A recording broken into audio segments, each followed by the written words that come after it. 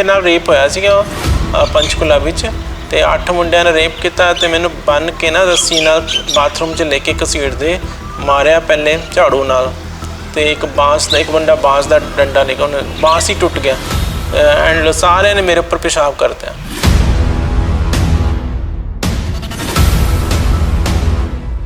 रात 9 बज गए सी ते मैनू फिर मुंडिया ने घेर लिया ते मेरे नाल सैक्शुअल अब्यूज़ किया, काफ़ी मैनू बुरा भला गया।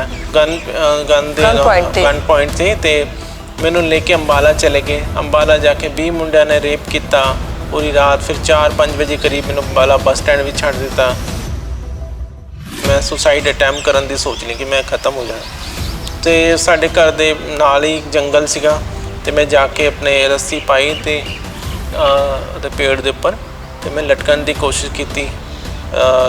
जो मैं गले च रस्सी पाई तो मतलब थोड़ा जिहा उपर चढ़ गई सी पेड़ के, क्योंकि उपरों फिर मैं उपर बन के ना गले च पे छाल मारनी सी ताकि मैं लटकी रहा। शायद मैं आत्महत्या वास्ते नहीं बनी सी जी बिल्कुल। मैं मेरे अंदरों आवाज़ आई कि मैं क्यों आत्महत्या कर रही हाँ, मेरा की कसूर है। सैक्शुअल अब्यूज़ जी है ना वो साडी कम्यूनिटी सब तो ज़्यादा होंदा है। बहुत हैरानी की गल है बिकॉज सैक्स इज़ टैबू। साडे नाल जिहड़ा है ना, तुसीं ट्रांसजेंडर कहोगे, किन्नर या कोई और भी कम्यूनिटी LGBTIQ कम्यूनिटी है जहाँ लार्जर परसपैक्टिव च देखोगे, जो भी कम्यूनिटी के बारे नाम आता है तो लोगों को बस सैक्स ही दिखता है।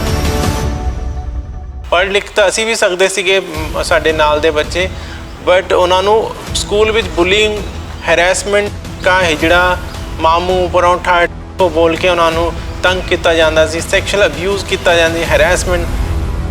घर दे तो कहते सी बंदा वर्गा बन, बंदा बन जा, तो बंदा तो मैं बनना सी। मैं क्या मैं तो कुड़ी। सैक्स के भुखे लोग होंगे हैं, वो फिर आते हैं और उन्होंने कोई फर्क नहीं पैंदा कि वो ट्रांसजेंडर है, वो फीमेल नाल कर रहे हैं, उन्होंने कोई फर्क, उन्होंने बस एक उन्होंने इंजॉय करना बस। वॉशरूम की बड़ी प्रॉब्लम सी। वॉशरूम में किहड़े च जावां, मेल या फीमेल दे विच, दोनों च मैं शुरू च बड़ी दिक्कत हुई। असी कुछ सोल्यूशन कढ़िया वॉशरूम का एंड उस तो बाद मैं एक एप्लीकेशन जी है वो वाइस चांसलर सीगे उस टाइम प्रोफैसर अरुण ग्रोवर। सो उन्होंने मैं एप्लीकेशन भेजी तो 10-15 दिन विच मैनूं जवाब आया। 23 लाख रुपये बजट पास होया एंड इंडिया का पहला सैपरेट वॉशरूम फॉर ट्रांसजेंडर वो पंजाब यूनिवर्सिटी बिल्कुल है। 2018 में जो Justin Trudeau Canadian prime minister India आए तो उन्होंने तक भी गल पहुँची मेरे बारे, तो उन्होंने मैनू डिनर ते बुलाया सी Delhi. So it was also very lovely moment कि recognition not within India but abroad तक, कैनेडा तक मैनू लोग जानते नहीं। मैं कोई पत्थर नहीं इंसान हूँ,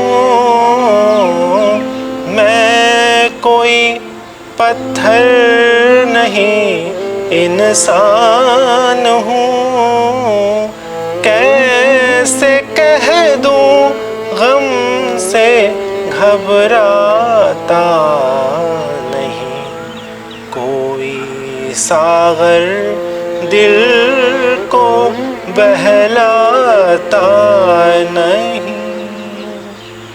कल तो सब थे कारवां के साथ साथ, कल तो सब थे कारवां के साथ साथ, आज कोई राह दिखलाता नहीं।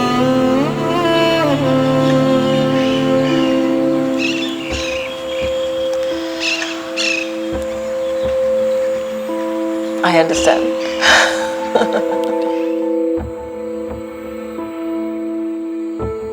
We don't need any special rights, we need only acceptance. Yeah. So acceptance चाहिए, बाकी तो सब कुछ करने को तैयार हैं, असीं कर लांगे जो भी करना है। दुनिया तुसी ਬਚਪਨ ਤੋਂ ਸੋਚਿਆ ਮੈਂ ਜਰਨਲਿਸਟ ਬਣਾਂਗੀ, ਕਿਸੇ ਨੇ ਸੋਚਿਆ ਵੀ ਡਾਕਟਰ ਬਣਾਂਗੇ, ਇੰਜੀਨੀਅਰ। ਅਸੀਂ ਹਮੇਸ਼ਾ ਸੋਚਦੇ ਕਿ ਮੈਂ ਮਰਦ ਔਰ ਔਰਤ ਬਣੂੰਗੀ, ਕੰਪਲੀਟ ਮਰਦ औरत। सो वो ਜਦੋਂ आइडेंटिटी मिलती है फिर खुशी होती है। यही तो हम चाहते थे कि मैं ऐसी रहती।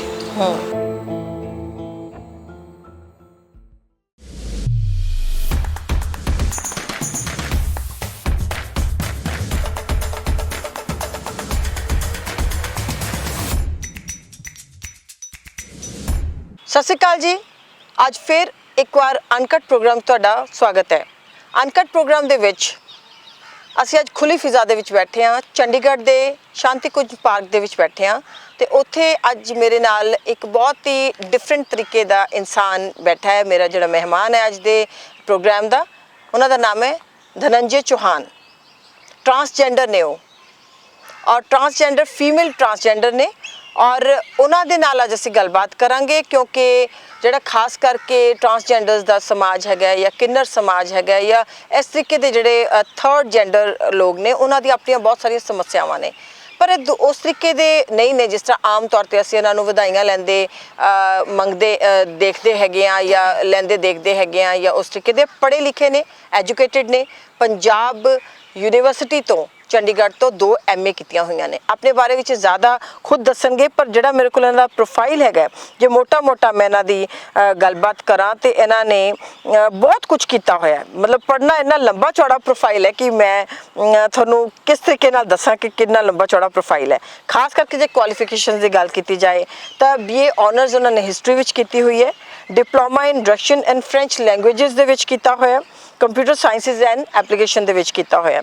ਮਾਸਟਰਸ ਹੈਗੀ ਉਹਨਾਂ ਦੀ MA ਕੀਤੀ ਹੋਈ ਹੈ ਸੋਸ਼ਲ ਵਰਕ ਦੇ ਵਿੱਚ, ਫਿਰ MA ਉਹਨਾਂ ਨੇ ਕੀਤੀ ਹੋਈ ਹੈ ਹਿਊਮਨ ਰਾਈਟਸ ਐਂਡ ਡਿਊਟੀਜ਼ ਦੇ ਵਿੱਚ, ਫਿਰ ਟ੍ਰੇਨਡ ਕਲਾਸੀਕਲ ਐਂਡ ਜਿਹੜਾ ਵੋਕਲ ਤੇ ਡਾਂਸ ਹੁੰਦਾ ਹੈ ਉਹਦੇ ਵਿੱਚ ਟ੍ਰੇਨਿੰਗ ਲਿੱਤੀ ਹੋਈ ਹੈ, ਤੇ PhD ਦੀ ਐਂਟਰੈਂਸ ਐਗਜ਼ਾਮ ਦੇ ਵਾਸਤੇ ਅੱਗੇ ਵੀ ਪੜ੍ਹਨ ਦਾ ਜਿਹੜਾ ਇਹਨਾਂ ਦਾ ਮਨ ਹੈਗਾ ਉਹਦੇ ਲਈ ਤਿਆਰੀ ਕਰ ਰਹੇ ਨੇ। ਉਹਦੇ ਨਾਲ NGO ਚਲਾਉਂਦੇ ਨੇ। ਬਹੁਤ ਸਾਰਾ ਲੰਬਾ ਚੌੜਾ ਪ੍ਰੋਫਾਈਲ ਹੈ। ਬਾਕੀ ਤਾਂ ਆਪਣੇ ਬਾਰੇ ਖੁਦ ਦੱਸਣਗੇ, ਇਹਨਾਂ ਦੇ ਬਾਰੇ ਗੱਲ ਕਰਾਂਗੇ, ਇਹਨਾਂ ਦੇ ਸਮਾਜ ਬਾਰੇ ਗੱਲ ਕਰਾਂਗੇ, ਇਹਨਾਂ ਦੇ ਆਪਣੇ ਬਾਰੇ ਗੱਲ ਕਰਾਂਗੇ ਔਰ ਇਹਨਾਂ ਦੇ ਕੰਮਕਾਜ ਬਾਰੇ ਗੱਲ ਕਰਾਂਗੇ, ਕਿਉਂਕਿ ਅਸੀਂ ਸਮਝਣਾ ਚਾਹੁੰਦੇ ਹਾਂ। ਖਾਸ ਕਰਕੇ ਔਰਤਾਂ ਦੇ ਬਾਰੇ ਅਸੀਂ ਗੱਲ ਕਰਦੇ ਹਾਂ, ਅਸੀਂ ਆਦਮੀਆਂ ਦੇ ਬਾਰੇ ਗੱਲ ਕਰਦੇ ਹਾਂ, ਜਾਨਵਰਾਂ ਦੇ ਬਾਰੇ ਗੱਲ ਕਰਦੇ ਹਾਂ, ਪ੍ਰਕਿਰਤੀ ਦੇ ਬਾਰੇ ਗੱਲ ਕਰਦੇ ਹਾਂ, ਹਰ ਚੀਜ਼ ਬਾਰੇ ਗੱਲ ਕਰਦੇ ਹਾਂ। ਪਰ ਇਹ ਵੀ ਬਾਕੀ ਜੀਵਾਂ ਦੀ ਤਰ੍ਹਾਂ ਇੱਕ ਸੈਕਸ਼ਨ ਹੈਗਾ ਸਾਡੀ ਸੁਸਾਇਟੀ ਦੇ ਵਿੱਚ, ਔਰ ਇੱਕ ਇੰਪੋਰਟੈਂਟ ਸੈਕਸ਼ਨ ਹੈਗਾ, ਇਹਨਾਂ ਦੇ ਬਾਰੇ ਗੱਲ ਕਰਨੀ ਵੀ ਬਣਦੀ ਹੈ। ਬਹੁਤ ਬਹੁਤ ਸਵਾਗਤ ਹੈ ਤੁਹਾਡਾ Dhananjay ji. Thank you so much. Thank you Dhananjay ji. ਮੈਂ ਬਹੁਤ ਕੁਝ ਕਹਿਤਾ, ਜੇ ਕੁਝ ਗੁਸਤਾਖੀ ਨਾਲ ਘੱਟ ਵੱਧ ਕਿਹਾ ਹੋਏ ਤਾਂ ਮੈਨੂੰ ਮਾਫ ਕਰਨਾ। ਬਾਕੀ ਤੁਸੀਂ ਆਪਣੇ ਬਾਰੇ ਖੁਦ ਦੱਸੋ। ਮੈਂ ਤੁਹਾਡੇ ਕੁਆਲੀਫਿਕੇਸ਼ਨਸ ਤਾਂ ਗਿਣਾਤੀਆਂ, ਪਰ ਉਹਦੇ ਬਾਅਦ ਜਿਹੜੀ ਮੋਟੀ ਗੱਲ ਹੈਗੀ ਕਿ ਤੁਸੀਂ NGOs ਚਲਾ ਰਹੇ ਹੋ ਖਾਸ ਕਰਕੇ, ਔਰ ਮੈਂ ਦੇਖ ਰਹੀ ਹਾਂ ਬਹੁਤ ਸਾਰੀ ਜਗ੍ਹਾ ਤੁਸੀਂ ਮੈਂਬਰਸ ਹੈਗੇ ਹੋ, ਕਈ ਜਗ੍ਹਾਵਾਂ ਤੇ ਪੜ੍ਹੇ ਲਿਖੇ ਹੈਗੇ ਹੋ। ਮਤਲਬ ਆਮ ਤੌਰ ਤੇ ਜਿਸ ਤਰੀਕੇ ਨਾਲ ਥਰਡ ਜੈਂਡਰ ਨੂੰ ਜਾਂ ਟਰਾਂਸਜੈਂਡਰਸ ਨੂੰ ਦੇਖਿਆ ਜਾਂਦਾ, ਤੁਸੀਂ ਉਹਨਾਂ ਤੋਂ ਬਿਲਕੁਲ ਹੀ ਡਿਫਰੈਂਟ ਹੋ, ਐਜੂਕੇਟਿਡ ਐਂਡ ਵੈਲ ਫੋਕਸਡ ਹੈਗੇ ਹੋ। ਬਿਲਕੁਲ। ਸਭ ਤੋਂ ਪਹਿਲੇ ਸਾਰੇ ਦਰਸ਼ਕਾਂ ਨੂੰ ਮੇਰਾ ਬਹੁਤ ਸ਼ੁਕਰੀਆ ਜਿਹੜੇ ਦਰਸ਼ਕ ਦੇਖ ਰਹੇ ਨੇ। ਤੇ ਸਾਡੀ ਜਿਹੜੀ ਜਰਨੀ ਹੈ ਬਹੁਤ ਲੰਬੀ ਹੈ, ਐਂਡ ਜਿਹੜੀ ਕੁਆਲੀਫਿਕੇਸ਼ਨ ਦੀ ਗੱਲ ਹੈ, ਮੈਂ ਬਹੁਤ ਸਟਰਗਲ ਕਰਕੇ ਬਹੁਤ ਮਿਹਨਤ ਨਾਲ ਆਪਣੀ ਮਿਹਨਤ ਨਾਲ ਇਹ ਪੜ੍ਹਾਈ ਕੀਤੀ ਹੈ, ਔਰ ਮੈਂ ਫੋਕਸਡ ਰਹੀ ਆਪਣੇ ਜਿਹੜੀ ਮੇਰਾ ਏਮ ਸੀ, ਮੇਰੇ ਜਿਹੜੇ ਡ੍ਰੀਮ ਸੀਗੇ, ਬੇਸ਼ੱਕ ਉਹ ਪੂਰੇ ਹੋਣ 'ਚ ਬਹੁਤ ਟਾਈਮ ਲੱਗ ਰਿਹਾ, ਲੇਕਿਨ ਮੈਨੂੰ ਪਤਾ ਹੈ ਕਿ ਮੰਜ਼ਿਲ ਜ਼ਰੂਰ ਮਿਲ ਜਾਏਗੀ ਮੈਨੂੰ। ਸੋ ਮੈਂ ਬਹੁਤ ਸਾਰੀ ਆਰਗੇਨਾਈਜੇਸ਼ਨਸ ਹੈ, not even India but UNDP ਦਾ ਤੁਸੀਂ ਦੇਖਿਆ ਹੋਣਾ, ਯੂਨਾਈਟਿਡ ਨੇਸ਼ਨਸ ਦਾ, ਉਹਨਾਂ ਦੀ ਵੀ ਮੈਂ ਥਿੰਕ ਟੈਂਕ ਦੀ ਮੈਂਬਰ ਹਾਂ ਜੀ। ਔਰ ਬਹੁਤ ਸਾਰੀ ਪੋਲਿਸੀਜ਼ ਜਿਹੜੀਆਂ ਪੰਜਾਬ ਤੇ ਹਰਿਆਣਾ ਚੰਡੀਗੜ੍ਹ ਗਵਰਨਮੈਂਟ ਦੀਆਂ ਜਿਹੜੀ ਪੋਲਿਸੀਜ਼ ਬਣ ਰਹੀਆਂ ਟਰਾਂਸਜੈਂਡਰ ਨੂੰ ਲੈ ਕੇ, ਉਹਦੇ ਵਿੱਚ ਮੇਰਾ ਪੂਰਾ ਯੋਗਦਾਨ ਹੈ। ਤੇ ਮੈਂ ਟਰਾਂਸਜੈਂਡਰ ਵੈਲਫੇਅਰ ਬੋਰਡ ਚੰਡੀਗੜ੍ਹ ਦੀ ਵੀ ਮੈਂਬਰ ਹੈਗੀ ਹਾਂ, ਤੇ ਉਸ ਦੇ ਨਾਲ ਸੰਗੀਤ ਨਾਟਕ ਅਕੈਡਮੀ ਦੀ ਵੀ ਮੈਂਬਰ ਹੈਗੀ ਹਾਂ ਜੀ। ਸੋ ਇਹ ਸਾਰਾ ਕੋਈ ਐਵੇਂ ਹੀ ਨਹੀਂ ਕੋਈ ਦੇ ਦਿੰਦਾ ਹੈ, ਉਹਦੇ ਵਾਸਤੇ ਕੁਆਲੀਫਿਕੇਸ਼ਨ ਵੀ ਰਿਕੁਆਇਰਡ ਹੈ, ਤੇ ਬਹੁਤ ਸਾਰਾ ਤਜਰਬਾ ਵੀ। ਇਨਸਾਨ ਜਦੋਂ ਤਜਰਬਾ ਹੁੰਦਾ ਨਾ ਤੇ ਉਹਦੇ ਸਾਰੀ ਜਗ੍ਹਾ ਵਾਹ ਹੀ ਹੁੰਦੀ ਹੈ, ਔਰ ਇਹ ਤਜਰਬਾ ਆਉਂਦਾ ਲੰਬੇ ਸੰਘਰਸ਼ ਤੋਂ, ਗਰਾਊਂਡ ਲੈਵਲ ਤੋਂ ਮਤਲਬ ਮੈਂ ਕੰਮ ਕੀਤਾ ਹੈ, ਔਰ ਪਹਿਲੇ ਆਪਣੀ ਲੜਾਈ ਲੜੀ ਹੈ, ਫਿਰ ਉਹ ਦੂਸਰਿਆਂ ਵਾਸਤੇ ਲੜੀ ਹੈ ਨਾਲ, ਔਰ ਹਜੇ ਵੀ ਉਹ ਜਾਰੀ ਹੈ।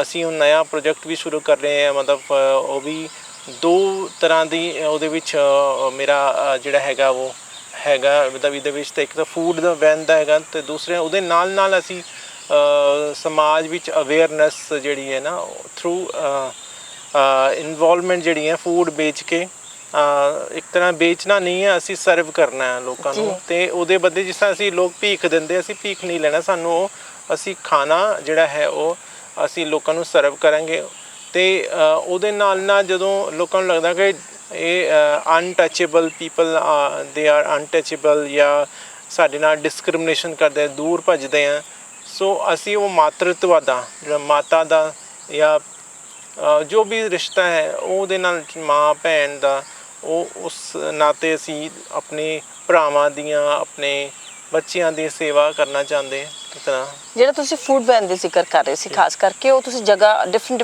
ਪੁਆਇੰਟਸ ਤੇ ਆਪਣੇ ਫੂਡ ਵੈਨਸ ਜਿਹੜੇ ਉਹ ਲਗਾਓਗੇ, ਉਹ ਸਾਰੇ ਦੇ ਸਾਰੇ ਜਿਹੜੇ ਉਹਨੂੰ ਚਲਾਉਣਗੇ ਜਾਂ ਉਸ ਤੇ ਵਰਕ ਕਰਨਗੇ ਉਹ ਟਰਾਂਸਜੈਂਡਰ ਹੋਣਗੇ? ਜੀ ਬਿਲਕੁਲ, ਜਗ੍ਹਾ ਜਗ੍ਹਾ ਨੇ ਸਾਡੀ ਇੱਕ ਫੂਡ ਵੈਨ ਮਤਲਬ ਸਭ ਇੱਕ ਹੀ ਚਲਾਣੀ ਫਿਲਹਾਲ ਤਾਂ, ਕਿਉਂਕਿ ਅਜੇ ਸ਼ੁਰੂਆਤ ਹੈ, ਬਾਅਦ 'ਚ ਦੇਖਾਂਗੇ ਹੋਰ ਜਗ੍ਹਾ। ਅਸੀਂ ਚੰਡੀਗੜ੍ਹ ਪ੍ਰਸ਼ਾਸਨ ਨੂੰ ਵੀ ਮਤਲਬ ਐਪਲੀਕੇਸ਼ਨ ਦਿੱਤੀਆਂ ਹੋਈਆਂ, ਆਪਣੇ ਸਿਟਕੋ ਨੂੰ, ਚੰਡੀਗੜ੍ਹ ਟੂਰਿਜ਼ਮ ਨੂੰ ਵੀ, ਪੰਜਾਬ ਯੂਨੀਵਰਸਿਟੀ ਨੂੰ ਵੀ ਐਪਲੀਕੇਸ਼ਨ ਗਈ ਹੋਈ ਹੈ। ਅਤੇ ਅਸੀਂ ਉਮੀਦ ਕਰ ਰਹੇ ਕਿ ਉਹ ਇਹਨਾਂ ਸਾਡੀ ਜਿਹੜੀ ਮੰਗ ਹੈ ਫੂਡ ਵੈਨ ਖੜੀ ਕਰਨ ਦੀ, ਉਹ ਸਾਡੇ ਗੌਰ ਕਰਨਗੇ। ਅਤੇ ਇੱਕ ਸੋਸ਼ਲ ਰਿਸਪੋਂਸੀਬਿਲਿਟੀ ਹੁੰਦੀ ਹੈ ਹਰੇਕ ਦੀ, ਚਾਹੇ ਉਹ ਕਿਸੇ ਵੀ ਯੂਨੀਵਰਸਿਟੀ ਦੀ ਹੋਵੇ ਜਾਂ ਚੰਡੀਗੜ੍ਹ ਪ੍ਰਸ਼ਾਸਨ ਦੀ ਹੋਵੇ, ਅਤੇ ਉਹ ਰਿਸਪੋਂਸੀਬਿਲਿਟੀ ਸਮਝਣਗੇ। ਅਸੀਂ ਸਦੀਆਂ ਤੋਂ ਹਾਸ਼ੀਏ ਦੇ ਵਿੱਚ ਧਕੇਲੇ ਗਏ ਲੋਕ ਹੈ, ਅਤੇ ਹੁਣ ਜਦੋਂ ਮੌਕਾ ਆ ਰਿਹਾ, ਲੋਕ ਕਹਿੰਦੇ ਕਿ ਤੁਸੀਂ ਵਧਾਈ ਮੰਗਦੇ, ਤੁਸੀਂ ਇਹ ਕਰਦੇ ਹੋ, ਤੁਸੀਂ ਫਲਾਣਾ ਕਰਦੇ ਹੋ। ਅਤੇ ਜਦੋਂ ਅਸੀਂ ਸਮਾਜ ਵਿੱਚ ਮਿਲਣਾ ਚਾਹੁੰਦੇ ਹਾਂ ਅਤੇ ਬਹੁਤ ਲੰਬਾ ਇੰਤਜ਼ਾਰ ਕਰਨਾ ਪੈ ਰਿਹਾ, ਮਤਲਬ ਕਹਿਣ ਦੀ ਗੱਲਾਂ ਹੁੰਦੀਆਂ ਨਾ, ਲੋਕਾਂ ਸਾਨੂੰ ਸੁਣਾ ਜ਼ਰੂਰ ਜਾਂਦੇ ਹੈ, ਤੁਸੀਂ ਆਪ ਦਾ ਕੰਮ ਕਿਉਂ ਨਹੀਂ ਸ਼ੁਰੂ ਕਰਦੇ ਹੋ, ਆਪ ਦਾ ਫਲਾਣਾ ਪੜ੍ਹਦੇ ਕਿਉਂ ਨਹੀਂ ਹੋ। ਅਤੇ ਮੈਂ 2 MA ਕਰ ਲਈਆਂ, ਉਸ ਤੋਂ ਬਾਅਦ ਵੀ ਜੋਬ ਨਹੀਂ ਮਿਲੀ, ਅਤੇ ਫਿਰ ਮੈਂ ਸੋਚਿਆ ਵੀ ਭੀਖ ਮੰਗਣ ਤੋਂ ਚੰਗਾ ਹੈ ਕਿ ਮੈਂ ਆਪਣਾ ਕੰਮ ਸ਼ੁਰੂ ਕਰ ਲਵਾਂ। ਅਤੇ ਇਸੇ ਤਰ੍ਹਾਂ ਦੇ ਜਿਹੜੀ ਸੋਚ ਵਿੱਚ ਜਦੋਂ ਮੇਰੀ ਸੋਚ ਨੂੰ ਫੰਗ ਲੱਗੇ, ਅਤੇ ਉਹ ਆਯੁਸ਼ਮਾਨ ਖੁਰਾਨਾ ਜੀ ਹੈ, ਬਹੁਤ ਫੇਮਸ ਫਿਲਮ ਸਟਾਰ ਹੈ ਅਤੇ ਸਿੰਗਰ ਨੇ, ਅਤੇ ਉਹਨਾਂ ਤੱਕ ਉਹ ਗੱਲ ਗਈ ਤਾਂ ਉਹਨਾਂ ਨੇ ਇੱਕਦਮ ਸਾਨੂੰ ਹੈਲਪ ਵਾਸਤੇ ਹਾਂ ਕੀਤੀ, ਅਤੇ ਫੂਡ ਵੈਨ ਉਹਨਾਂ ਨੇ ਬਣਾ ਕੇ ਸਾਨੂੰ ਭੇਜੀ ਹੈ। ਅਤੇ ਇਹ ਸਾਡੀ ਜਿਹੜੀਆਂ ਦਿੱਕਤਾਂ ਦੇ ਨਾਲ ਨਾਲ ਅਸੀਂ ਅੱਗੇ ਵੱਧ ਰਹੇ ਹਾਂ, ਅਤੇ ਸਾਨੂੰ ਬਸ ਉਮੀਦ ਹੈ ਕਿ ਚੰਡੀਗੜ੍ਹ ਪ੍ਰਸ਼ਾਸਨ ਜਿਹੜਾ ਹੈ ਨਾ ਉਹ ਸਾਡੀ ਮਦਦ ਕਰੇ। ਹਜੇ ਤੱਕ ਬਸ ਉਮੀਦ ਹੀ ਹੈ, ਔਰ ਇਹ ਉਮੀਦ ਅਸੀਂ ਮਰਦੇ ਦਮ ਤੱਕ ਨਹੀਂ ਛੱਡਾਂਗੇ ਕਿ ਸਮਾਜ 'ਚ ਅਸੀਂ ਮਿਲਣਾ ਹੈ, ਭਾਵੇਂ ਕੁਛ ਹੋ ਜਾਵੇ। दिन होता है, रात होती है, तो संध्या भी होती है, और संध्या हम हैं। सांझ ਜਿਹੜੀ ਹੁੰਦੀ ਨਾ ਬਹੁਤ ਖੂਬਸੂਰਤ ਹੁੰਦੀ ਹੈ, ਸਾਂਝ ਦੇ ਬਿਨਾਂ ਤਾਂ ਦਿਨ ਰਾਤ ਨਹੀਂ ਹੁੰਦਾ ਹੈ, ਅਤੇ ਅਸੀਂ ਮਰਦ ਔਰ ਔਰਤ ਦੇ ਇੱਕ ਦੋਨਾਂ ਦਾ ਕੰਬੀਨੇਸ਼ਨ ਹੈ। ਅਸੀਂ ਭਾਵੇਂ ਅਸੀਂ ਬੇਸ਼ੱਕ ਮੈਂ ਔਰਤ ਦਾ ਕੱਪੜੇ ਪਾਏ ਹੈ, ਲੇਕਿਨ ਅਸੀਂ ਦੋਨਾਂ ਦਾ ਕੰਬੀਨੇਸ਼ਨ ਹੈ, ਅਰਧਨਾਰੇਸ਼ਵਰ ਰੂਪ ਹੈ। ਸੋ ਸਾਡੇ ਵਿੱਚ 2 ਲੋਕ ਹੈ, ਟਰਾਂਸ ਵੂਮਨ ਅਤੇ ਟਰਾਂਸ ਮੈਨ, ਅਤੇ ਤੀਸਰਾ ਇੰਟਰਸੈਕਸ ਵੀ ਹੁੰਦੇ ਲੋਕ, ਸੋ ਜੈਂਡਰ ਨਿਊਟਰਲ ਲੋਕ ਵੀ ਹੁੰਦੇ। ਸੋ ਇਹ ਸਾਰੀ ਚੀਜ਼ਾਂ ਬਹੁਤ ਲੰਬਾ ਵਿਸ਼ਾ ਹੈ, ਇਹਦੇ ਵਾਸਤੇ ਫਿਰ ਆਪਾਂ ਦੁਬਾਰਾ ਕਦੀ ਗੱਲ ਕਰਾਂਗੇ, ਕਿਉਂਕਿ ਇਹਦੇ ਵਾਸਤੇ ਵੀ ਸਮਝ ਹੋਣੀ ਜ਼ਰੂਰੀ ਹੈ, ਸਮਾਜ ਵਿੱਚ ਅਵੇਅਰਨੈਸ ਨਹੀਂ ਹੈ। ਸੋ ਪਹਿਲੀ ਗੱਲ ਤਾਂ ਮੈਂ ਸੰਘਰਸ਼ ਨਾਲ ਕਰਦੇ ਕਾਫੀ ਸਾਰੀ ਸੰਸਥਾਵਾਂ ਦਾ ਮੈਂ, ਔਰ ਪੂਰੇ 20 ਸਾਲ ਹੋ ਗਏ ਮੈਨੂੰ ਕੰਮ ਕਰਦੇ ਹੋਏ ਸਮਾਜ ਵਿੱਚ, ਔਰ ਖਾਸ ਕਰ ਸਿਰਫ ਇੱਕੋ ਹੀ ਗੱਲ 'ਤੇ ਮੈਂ ਫੋਕਸ ਹੈ, ਟਰਾਂਸਜੈਂਡਰ। ਮੈਂ ਇੱਧਰ ਨਾ ਉੱਧਰ, ਕੋਈ ਮੇਲ ਦਾ ਜਾਂ ਫੀਮੇਲ ਦਾ, ਠੀਕ ਹੈ, ਮੈਂ ਸਾਰਿਆਂ ਨੂੰ ਸਪੋਰਟ ਕਰਦੀ ਹਾਂ, ਹਰ ਜਗ੍ਹਾ ਜਾਂਦੀ ਹਾਂ, ਹਰੇਕ ਥਾਂ ਖੜੀ ਹੋ ਜਾਂਦੀ ਹਾਂ ਹਰੇਕ ਇਨਸਾਨ ਦੇ ਨਾਲ, ਲੇਕਿਨ ਮੇਰਾ ਹਮੇਸ਼ਾ ਫੋਕਸ ਟਰਾਂਸਜੈਂਡਰ ਹੀ ਰਹਿੰਦੇ ਹੈ, ਕਿਉਂਕਿ ਇੱਕ ਇਨਸਾਨ ਦੇ ਸਾਰੇ ਹਕੂਕ ਜਿਹੜੇ ਸੀ ਉਹ ਖੋਹ ਲਿੱਤੇ ਗਏ ਹੈ ਨਾ, ਉਹਨਾਂ ਨੂੰ ਇਨਸਾਨ ਵੀ, ਸਾਨੂੰ ਇਨਸਾਨ ਵੀ ਨਹੀਂ ਮੰਨਿਆ ਜਾਂਦਾ ਸੀ ਪਹਿਲੇ ਤਾਂ। ਸੋ ਬਟ ਐਸਾ ਵੀ ਨਹੀਂ ਸੀਗਾ, ਸਾਡੇ ਇੰਡੀਆ ਵਿੱਚ ਤਾਂ ਭਾਰਤ ਦੀ ਜਿਹੜੀ ਸੰਸਕ੍ਰਿਤੀ ਰਹੀ ਹੈ ਉਹਦੇ ਵਿੱਚ ਹਮੇਸ਼ਾ ਸਾਨੂੰ ਇੱਕ ਦੇਵ ਤੁਲਿਆ ਮੰਨਿਆ ਗਿਆ, ਦੇਵਤਾਵਾਂ ਦਾ ਸਮਾਨ, ਚਾਹੇ ਉਹ ਵੇਦ ਹੋ, ਪੁਰਾਣ ਹੋ, ਉਪਨਿਸ਼ਦ ਹੋ, ਚਾਹੇ ਉਹ ਸ਼੍ਰੀ ਗੁਰੂ ਗ੍ਰੰਥ ਸਾਹਿਬ ਹੋ, ਚਾਹੇ ਕੋਈ ਵੀ ਇੰਡੀਅਨ ਰਿਲੀਜਨ ਮੈਂ ਕਹਿ ਰਹੀ ਹਾਂ, ਜਿਹੜਾ ਇੰਡੀਆ ਵਿੱਚ ਰਿਲੀਜਨ ਪੁਜਿਆ ਹੈ। ਮੈਂ ਫੋਰਨ ਦੀ ਕੰਟਰੀਜ਼ ਤੋਂ ਉੱਪਰ ਰਿਲੀਜਨ ਦੇ ਬਾਰੇ ਤਾਂ ਨਹੀਂ ਮੈਂ ਜਾਣਦੀ ਜ਼ਿਆਦਾ, ਬਟ ਜਿਹੜੀ ਭਾਰਤੀ ਸੰਸਕ੍ਰਿਤੀ ਹੈ ਉਹਦੇ ਵਿੱਚ ਸਾਰੇ ਰਿਲੀਜਨ ਜਿਹੜੇ ਇੱਥੋਂ ਚਾਹੇ ਜੈਨ ਹੋ, ਬੁੱਧਿਸਟ ਹੋ, ਸਾਰਿਆਂ ਵਿੱਚ ਟਰਾਂਸਜੈਂਡਰ ਕਮਿਊਨਿਟੀ ਨੂੰ ਲੈ ਕੇ ਬਹੁਤ ਜ਼ਿਆਦਾ ਉਤਸ਼ਾਹ ਰਿਹਾ, ਬਹੁਤ ਇੱਜ਼ਤ ਮਾਨ ਸਨਮਾਨ ਦਿੱਤਾ ਗਿਆ ਔਰ ਉਹ ਆਂਦੇ 18ਵੀਂ 19ਵੀਂ ਸਦੀ 'ਚ ਉਹ ਖੋਲ੍ਹ ਲਿੱਤੇ ਗਏ ਜਦੋਂ ਅੰਗਰੇਜ਼ਾਂ ਨੇ 1871 ਵਿੱਚ ਟਰਾਂਸਜੈਂਡਰ ਨੂੰ ਇੱਕ ਐਂਟੀ ਟ੍ਰਾਈਬਲ ਐਕਟ ਵਿੱਚ ਅਪਰਾਧੀ ਘੋਸ਼ਿਤ ਕਰ ਦਿੱਤਾ ਗਿਆ। ਉਸ ਤੋਂ ਬਾਅਦ ਸਾਨੂੰ ਜੇਲ੍ਹਾਂ 'ਚ ਭਰਿਆ ਗਿਆ, ਮਾਰਿਆ ਗਿਆ, ਕੁੱਟਿਆ ਗਿਆ, ਫਾਂਸੀ ਦੀ ਸਜ਼ਾ ਹੋਈ, ਬਹੁਤ ਸਾਰੇ ਇਲਜ਼ਾਮ ਲਗਾਏ ਗਏ, ਬੱਚਾ ਚੋਰ ਹੈ, ਬਹੁਤ ਸਾਰੇ ਸਟੀਰੀਓਟਾਈਪ ਬਣੇ, ਬਹੁਤ ਸਾਰੇ ਅੰਧ ਵਿਸ਼ਵਾਸ ਵੀ ਬਣੇ, ਬਹੁਤ ਸਾਰੇ ਡਿਸਕ੍ਰਿਮੀਨੇਸ਼ਨ ਹੋਇਆ। ਔਰ 1947 ਤੋਂ ਬਾਅਦ ਜਦੋਂ ਆਜ਼ਾਦੀ ਤੋਂ ਬਾਅਦ 1950 'ਚ ਜਦੋਂ ਸੰਵਿਧਾਨ ਲਾਗੂ ਹੋਇਆ ਸਾਨੂੰ ਕੋਈ ਅਧਿਕਾਰ ਮਿਲੇ ਨਹੀਂ ਜੀ। ਔਰ 2014 ਵਿੱਚ ਜਾ ਕੇ ਸਾਡੇ ਮਾਨਨੀय ਸਰਵੋੱਚ ਨਿਆਂਲय ਸੁਪਰੀਮ ਕੋਰਟ ਨੇ ਸਾਨੂੰ ਥਰਡ ਜੈਂਡਰ ਰਿਕੋਗਨਾਈਜ਼ ਕੀਤਾ ਔਰ ਰਿਕੋਗਨਾਈਜ਼ ਕੀਤਾ, ਬਣਾਇਆ ਨਹੀਂ ਸਾ, ਕਿਉਂਕਿ ਰਿਕੋਗਨਾਈਜ਼ ਔਰ ਬਣਾਉਣਾ ਸਟੈਬਲਿਸ਼ ਕਰਨਾ ਦੋਨੋਂ ਅਲੱਗ-ਅਲੱਗ ਚੀਜ਼ਾਂ ਨੇ। ਐਸਟੈਬਲਿਸ਼ਮੈਂਟ ਤਾਂ ਸਾਡੇ ਜਦੋਂ ਇਨਸਾਨ ਇਸ ਧਰਤੀ ਸੇ ਆਇਆ, ਮੇਲ ਫੀਮੇਲ ਤੀਸਰੀ ਜਿਹੜੇ ਪ੍ਰਕਿਰਤੀ ਹੈ ਥਰਡ ਜੈਂਡਰ ਉਹ ਨਾਲ ਹੀ ਆ ਗਿਆ ਜੀ, ਹੈ ਨਾ। ਜਦੋਂ ਮੈਂ ਤੁਹਾਨੂੰ ਕਿਹਾ ਕਿ ਦਿਨ ਹੋਤਾ ਹੈ, ਰਾਤ ਹੋਤੀ ਹੈ, ਸੰਧਿਆ ਵੀ ਹੋਤੀ ਹੈ ਜੀ ਜੀ, तो ਉਹਦੇ ਨਾਲ ਹੀ ਤੀਸਰੀ ਪ੍ਰਕਿਰਤੀ ਦੇ ਲੋਕ, ਕਿਉਂਕਿ ਵੇਦ ਜਿਹੜਾ ਦੁਨੀਆ ਦਾ ਪਹਿਲੀ ਕਿਤਾਬ ਹੈ ਰਿਗਵੇਦ, ਜਿਹਨੂੰ ਮੰਨਿਆ ਗਿਆ ਕਿ ਉਹ ਪਹਿਲੀ ਕਿਤਾਬ ਜਿਹਨੂੰ ਲਿਖਿਆ ਗਿਆ ਜੀ, ਉਹਦੇ ਵਿੱਚ ਲਿਖਿਆ ਇੱਕ ਮੰਤਰ ਆਂਦਾ ਵਿਕ੍ਰਿਤਿਮ ਏਵਮ ਪ੍ਰਕਿਰਤਿਮ, ਜੋ ਵਿਕ੍ਰਿਤੀ ਹੈ ਉਹ ਵੀ ਪ੍ਰਕਿਰਤੀ ਦਾ ਹਿੱਸਾ, what seems unnatural is also natural। ਸੋ ਅੱਜ ਤੱਕ ਉਹ ਸਾਰੀ ਚੀਜ਼ਾਂ ਉਸ ਚੀਜ਼ ਨੂੰ ਦੁਬਾਰਾ ਸਥਾਪਿਤ ਕਰਨ ਵਾਸਤੇ ਮੇਨ ਸਟ੍ਰੀਮ ਵਿੱਚ ਲਿਆਉਣ ਵਿੱਚ ਅਸੀਂ ਰਾਜੇ ਸੀਗੇ, ਅਸੀਂ ਮਹਾਰਾਜੇ ਸੀ, ਅਸੀਂ ਵਜ਼ੀਰ ਸੀਗੇ, ਅਸੀਂ ਸਾਰੀ ਜਗ੍ਹਾ ਪਦਵੀਆਂ ਅਸੀਂ ਸਾਡੇ ਕੋਲ ਰਹੀਆਂ, ਪਰ ਜਦੋਂ 1871 ਮੈਂ ਦੁਬਾਰਾ ਕਹੂੰਗੀ ਕਿ ਉਸ ਟਾਈਮ ਖੋਦ ਲਿੱਤੀਆਂ ਗਈਆਂ, ਫਿਰ ਸਾਨੂੰ ਭਿਖਾਰੀ ਬਣਨਾ ਪਿਆ। ਸੋ ਇਹ ਲੰਬੀ ਹਿਸਟਰੀ ਹੈ। ਜਿੱਥੇ ਤੁਸੀਂ ਭਿਖਾਰੀ ਦੀ ਗੱਲ ਕਰ ਰਹੇ ਹੋ, ਅਸੀਂ ਵੀ ਦੇਖਦੇ ਸੀਗੇ ਜਦੋਂ ਬਚਪਨ 'ਚ ਜਾਂ ਸਮਾਜ 'ਚ ਦੇਖੀਦਾ ਕਿ ਜ਼ਿਆਦਾਤਰ ਜਦੋਂ ਕੋਈ ਘਰ ਦੇ ਵਿੱਚ ਪਹਿਲੇ ਤਾਂ ਹੁਣ ਤਾਂ ਕੁੜੀਆਂ ਦੀ ਲੋਹੜੀ ਤੇ ਕੁੜੀਆਂ ਵੇਲੇ ਵੀ ਜਿਹੜੀ ਵਧਾਈਆਂ ਜ਼ਰੂਰ ਦੇਣ ਚਲੇ ਜਾਂਦੇ ਆ, ਕਿਉਂਕਿ ਸਮਾਜ ਬਦਲ ਰਿਹਾ ਹੈ, ਤੌਰ ਤਰੀਕੇ ਬਦਲ ਰਹੇ ਹੈ, ਬਹੁਤ ਕੁਝ ਹੋ ਰਿਹਾ, ਪਰ ਪਹਿਲੇ ਖਾਸ ਕਰਕੇ ਮੁੰਡਿਆਂ ਦੇ ਲਈ ਹੀ ਵਧਾਈ ਦੇਣ ਜਿਹੜੇ ਸੀਗੇ ਉਹ ਆਏ ਜਾਂਦੇ ਸੀ ਤੁਹਾਡੇ ਸਮਾਜ ਦੇ ਵਿੱਚੋਂ, ਜਿਹੜੇ ਸੀਗੇ ਉੱਥੇ ਨੱਚਣ ਆਇਆ ਜਾਂਦਾ ਸੀ ਜਾਂ ਖੁਸ਼ੀਆਂ ਮਨਾਉਣ ਆਇਆ ਜਾਂਦਾ ਸੀ, ਵਧਾਈ ਲੈਣ ਆਇਆ ਜਾਂਦਾ ਸੀਗਾ, ਜਾਂ ਫਿਰ ਸ਼ਾਦੀ ਵਿਆਹ ਤੇ ਆਇਆ ਜਾਂਦਾ ਸੀ, ਉਹ ਵੀ ਲੜਕੇ ਵਾਲਿਆਂ ਦੀ ਤਰਫ ਆਇਆ ਜਾਂਦਾ ਸੀਗਾ। ਤੇ ਉਹ ਸਾਰੀਆਂ ਚੀਜ਼ਾਂ ਦੇ ਬਾਅਦ ਕਿਵੇਂ ਹੋਇਆ? ਹੁਣ ਅਸੀਂ ਕਈ ਵਾਰੀ ਦਿੱਲੀ ਜਾਓ ਜਾਂ ਇੱਥੇ ਵੀ ਦੇਖੋ ਜਗ੍ਹਾ ਜਗ੍ਹਾ ਤੇ ਜਿਹੜੇ ਕਿੰਨਰ ਸਮਾਜ ਦੇ ਲੋਕ ਨੇ ਜਾਂ ਉਹ ਰਸਤੇ 'ਚ ਖੜੇ ਹੋ ਕੇ, ਸੜਕਾਂ ਤੇ ਖੜੇ ਹੋ ਕੇ ਜਿਹੜੇ ਨੇ ਉਹ ਵਾਕਈ ਬੈਗ ਕਰ ਰਹੇ ਹੁੰਦੇ ਆ, ਮੰਗ ਰਹੇ ਹੁੰਦੇ। ਇਹ ਮਤਲਬ ਕਿ ਜਿਹੜਾ ਪਹਿਲੇ ਵਧਾਈਆਂ ਦਾ ਇੱਕ ਦਸਤੂਰ ਸੀਗਾ ਉਹਦੇ 'ਚ ਕੁਝ ਕਮੀ ਆਈ ਹੈ ਜਾਂ ਕਿਸ ਤਰ੍ਹਾਂ ਹੋਇਆ, ਬਦਲ ਕਿਵੇਂ ਦਾ ਹੈਗਾ? ਨਹੀਂ, ਲੋਕ ਬਾਹਰ ਆਏ हैं क्योंकि ਇੱਦਾਂ ਨਹੀਂ ਕਿ ਘਟ ਗਏ ਵੱਧ ਗਏ ਜਾਂ ਪੋਪੂਲੇਸ਼ਨ ਵੱਧ ਗਈ ਹੈ। ਪੋਪੂਲੇਸ਼ਨ ਤਾਂ ਵੈਸੇ ਵੀ ਇਨਸਾਨ ਦੀ ਵਧੀ ਹੈ। ਅਸੀਂ 40-50 ਕਰੋੜ ਸੀ ਜਦੋਂ ਭਾਰਤ ਆਜ਼ਾਦ ਹੋਇਆ, ਹੁਣ ਅਸੀਂ 140 ਕਰੋੜ 100 ਕਰੋੜ ਵੱਧ ਗਿਆ, ਤੇ ਤੁਸੀਂ ਕਹੋਗੇ ਵੀ ਪਤਾ ਨਹੀਂ ਕਿੱਥੋਂ ਆ ਗਏ ਸਾਰੇ, ਹੈ ਨਾ। ਇਸੇ ਤਰ੍ਹਾਂ ਪੈਦਾ ਹੁੰਦੇ ਹੈ, ਜਦੋਂ ਜਨਸੰਖਿਆ ਵੱਧਦੀ ਹੈ ਤਾਂ ਨੈਚੁਰਲੀ ਥਰਡ ਜੈਂਡਰ ਵੀ ਪੈਦਾ ਹੋਣਗੇ, ਹੈ ਨਾ। ਔਰ ਜਦੋਂ 2014 ਦੀ ਸੁਪਰੀਮ ਕੋਰਟ ਦੀ ਜਜਮੈਂਟ ਆਈ, ਉਸ ਤੋਂ ਬਾਅਦ ਜਦੋਂ ਰਿਕੋਗਨਾਈਜੇਸ਼ਨ ਹੋਇਆ, ਉਸ ਤੋਂ ਬਾਅਦ ਟਰਾਂਸਜੈਂਡਰ ਕਮਿਊਨਿਟੀ ਜਿਹੜੀ ਲੁਕੀ ਹੋਈ ਸੀ, ਛੁਪੀ ਹੋਈ ਸੀ, ਕਲੋਜ਼ਟ 'ਚ ਸੀਗੀ, ਉਹਨਾਂ ਨੂੰ ਇੱਕ ਸੁਰੱਖਿਆ ਦਾ ਆਭਾਸ ਹੋਇਆ ਕਿ ਹੁਣ ਅਸੀਂ ਬਾਹਰ ਆ ਸਕਦੇ and we can celebrate our identity ਨਾ। ਸੋ ਜਿਹੜੀ ਆਇਡੈਂਟੀਟੀ ਹੈ ਨੂੰ ਸੈਲੀਬ੍ਰੇਟ ਕਰਨਾ ਪ੍ਰਾਈਡ ਦੇ ਥਰੂ, ਕਿ ਅਸੀਂ ਮੈਨੂੰ ਗਰਵ ਹੋਣਾ ਚਾਹੀਦਾ ਆਪਣੀ ਆਇਡੈਂਟੀਟੀ ਦੇ ਉੱਪਰ, ਮੈਨੂੰ ਆਪਣੀ ਪਹਿਚਾਣ ਦੇ ਉੱਪਰ ਗਰਵ। ਸੋ ਉਸ ਤੋਂ ਬਾਅਦ ਕਾਫੀ ਲੋਕ ਬਾਹਰ ਆਉਣਾ ਸ਼ੁਰੂ ਹੋਏ, ਹੌਲੀ ਹੌਲੀ ਬਗਾਵਤਾਂ ਹੋਈਆਂ ਘਰ ਵਿੱਚ, ਹੈ ਨਾ, ਜਿਸ ਫੋਰਸਫੁਲੀ ਸਾਨੂੰ ਇੱਕ ਮੇਲ ਜਾਂ ਫੀਮੇਲ ਦੇ ਇੱਕ ਅਦਾਰੇ ਵਿੱਚ ਰਹਿਣਾ ਪੈਂਦਾ ਸੀਗਾ, ਡਰੈਸ ਵਿੱਚ ਰਹਿਣਾ ਪੈਂਦਾ ਸੀ, ਉਹ ਜ਼ਬਰਦਸਤੀ ਮਾਂ ਪਿਓ ਜਿਹੜੇ ਛੁਪਾਉਣ, ਕਈ ਬੱਚਿਆਂ ਨੂੰ ਤਾਂ ਘਰੋਂ ਲੈ ਜਾਂਦੇ ਸੀਗੇ, ਕਈ ਬੱਚੇ ਰਹਿ ਜਾਂਦੇ ਸੀਗੇ, ਜ਼ਿਆਦਾ ਮੈਜੋਰਿਟੀ ਜਿਹੜੇ ਬੱਚੇ ਆ ਉਹ ਬਾਅਦ 'ਚ ਵੀ ਆਇਡੈਂਟੀਫਾਈ ਕਰਦੇ ਸੀ ਆਪਣੇ ਆਪ ਨੂੰ। ਸੋ ਟਰਾਂਸਜੈਂਡਰ ਕਮਿਊਨਿਟੀ ਇਹ ਨਹੀਂ ਕਿ ਹੁਣ ਜ਼ਿਆਦਾ ਹੋ ਗਏ ਹੈ, ਪਹਿਲੇ ਵੀ ਜ਼ਿਆਦਾ ਸੀਗੇ, ਲੇਕਿਨ ਜਦੋਂ ਪੋਪੂਲੇਸ਼ਨ ਵੱਧਦੀ ਹੈ ਤੇ ਨੈਚੁਰਲੀ ਵੀ ਬੱਚੇ ਵੀ ਪੈਦਾ ਹੋਣਗੇ, ਹੈ ਨਾ। ਸੋ ਤੁਸੀਂ ਜਗ੍ਹਾ ਜਗ੍ਹਾ ਦੇਖਦੇ ਹੋ, ਤੁਸੀਂ ਕਹਿ ਰਹੇ ਹੋ ਕਿ ਕਈ ਜਗ੍ਹਾ ਹੁਣ ਦੇਖਦੇ ਵਧਾਈਆਂ, ਕਿਉਂਕਿ ਪਹਿਲੇ ਬਹੁਤ ਘੱਟ ਲੋਕ ਹੀ ਘਰੋਂ ਜਦੋਂ ਜਾਂਦੇ ਸੀ ਤਾਂ ਜਦੋਂ ਘਰ ਤੋਂ ਕੱਢਦੇ ਸੀਗੇ ਤੇ ਉਹ ਸਿੱਧੇ ਵਧਾਈਆਂ 'ਚ ਹੀ ਜਾਂਦੇ ਸੀਗੇ ਜੀ। ਔਰ ਉਹ ਬੱਚੇ ਜਿਹੜੇ ਬਾਅਦ 'ਚ ਆਇਡੈਂਟੀਫਾਈ ਕਰਦੇ ਆਪਣੇ ਆਪ ਨੂੰ ਜਾਂ ਛੁਪ ਜਾਂਦੇ ਆ, ਉਹ ਰਹਿ ਜਾਂਦੇ ਸੀ ਘਰਾਂ 'ਚ।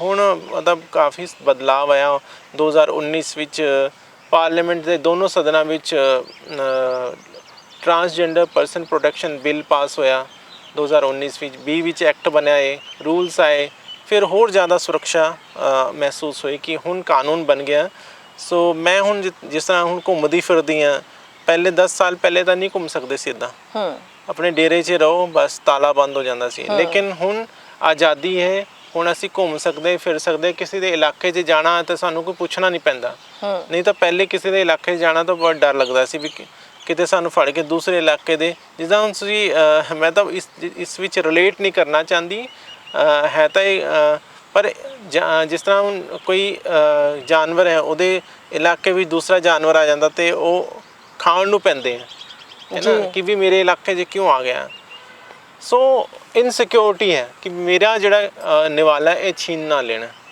ਸੋ ਇਸੇ ਤਰ੍ਹਾਂ ਇਨਸਾਨ ਸੇਮ ਆਪਣੇ ਸਮਾਜ ਦੀ ਗੱਲ ਕਰ ਰਹੇ ਹੋ ਕਿ ਮਤਲਬ ਕਿ ਤੁਹਾਡੇ ਦੂਸਰੇ ਇਲਾਕੇ ਤੁਹਾਡੇ ਸਮਾਜ ਦੇ ਦੂਸਰੇ ਕਿਤੇ ਕਿੰਨਰ ਸਮਾਜ ਵਿੱਚ ਵੀ ਪਹਿਲੇ ਹੁੰਦਾ ਸੀ ਕਿ ਆਪਣੇ ਇਲਾਕੇ ਹੁੰਦੇ ਸੀ ਉਸ ਇਲਾਕੇ 'ਚ ਵੀ ਅਸੀਂ ਘਰ ਨਹੀਂ ਲੈ ਸਕਦੇ ਸੀਗੇ ਉਸ ਇਲਾਕੇ ਵਿੱਚ ਰਹਿ ਨਹੀਂ ਸਕਦੇ ਸੀਗੇ ਉਸ ਇਲਾਕੇ ਵਿੱਚ ਕੋਈ ਵੀ ਕਿਸੇ ਵੀ ਤਰ੍ਹਾਂ ਦਾ ਲੈਣ ਦੇਣ ਨਹੀਂ ਕਰ ਸਕਦੇ ਹੁਣ ਉਹ ਸਾਰੀ ਚੀਜ਼ਾਂ ਬਦਲ ਗਈਆਂ ਹੁਣ ਹੌਲੀ ਹੌਲੀ ਸਾਰੀ ਚੀਜ਼ਾਂ ਖਤਮ ਹੋ ਰਹੀਆਂ ਜਿਹੜੇ ਸਟੀਰੀਓਟਾਈਪ ਜਿਹੜੇ ਸਮਾਜ ਵਿੱਚ ਬਣੀਆਂ ਸੀਗੀਆਂ ਔਰ ਦੂਸਰੀ ਗੱਲ ਮੈਂ ਇਹ ਕਹੂੰਗੀ ਕਿ ਬਦਲਾਅ ਤਾਂ ਆ ਰਿਹਾ ਹੈ ਪਰ ਬਹੁਤ ਸਲੋ ਆ ਰਿਹਾ ਹੈ ਨਾ ਕਮਿਊਨਿਟੀ ਵਿੱਚ ਜਿਸ ਤਰ੍ਹਾਂ ਅਨਪੜ੍ਹਤਾ ਜੋ ਹੈ ਉਹ ਬਹੁਤ ਜ਼ਿਆਦਾ ਹੈ majority of people are illiterate so ਉਹਨਾਂ ਨੂੰ ਸਾਡੇ ਜਿਹੜੀ ਸਮਾਜ ਦੇ ਲੋਕਾਂ ਨੂੰ ਪੜ੍ਹਨ ਦੀ ਬਹੁਤ ਲੋੜ ਹੈ and education can change world so ਉਹੀ ਮੇਰਾ ਜਿਹੜਾ ਪ੍ਰਾਈਮ ਜੋ ਫੋਕਸ ਹੈਗਾ ਉਹ ਐਜੂਕੇਸ਼ਨ ਹੈਗਾ ਮੇਰਾ ਪ੍ਰਾਇਮਰੀ ਜੋ ਗੋਲ ਹੈਗਾ ਸੈਕੰਡਰੀ ਮੇਰਾ ਹੈਗਾ EMPLOYMENT ਜੌਬ ਜੋ ਪੜ੍ਹਾਈ ਲਿਖਾਈ ਤੋਂ ਬਾਅਦ ਅਸੀਂ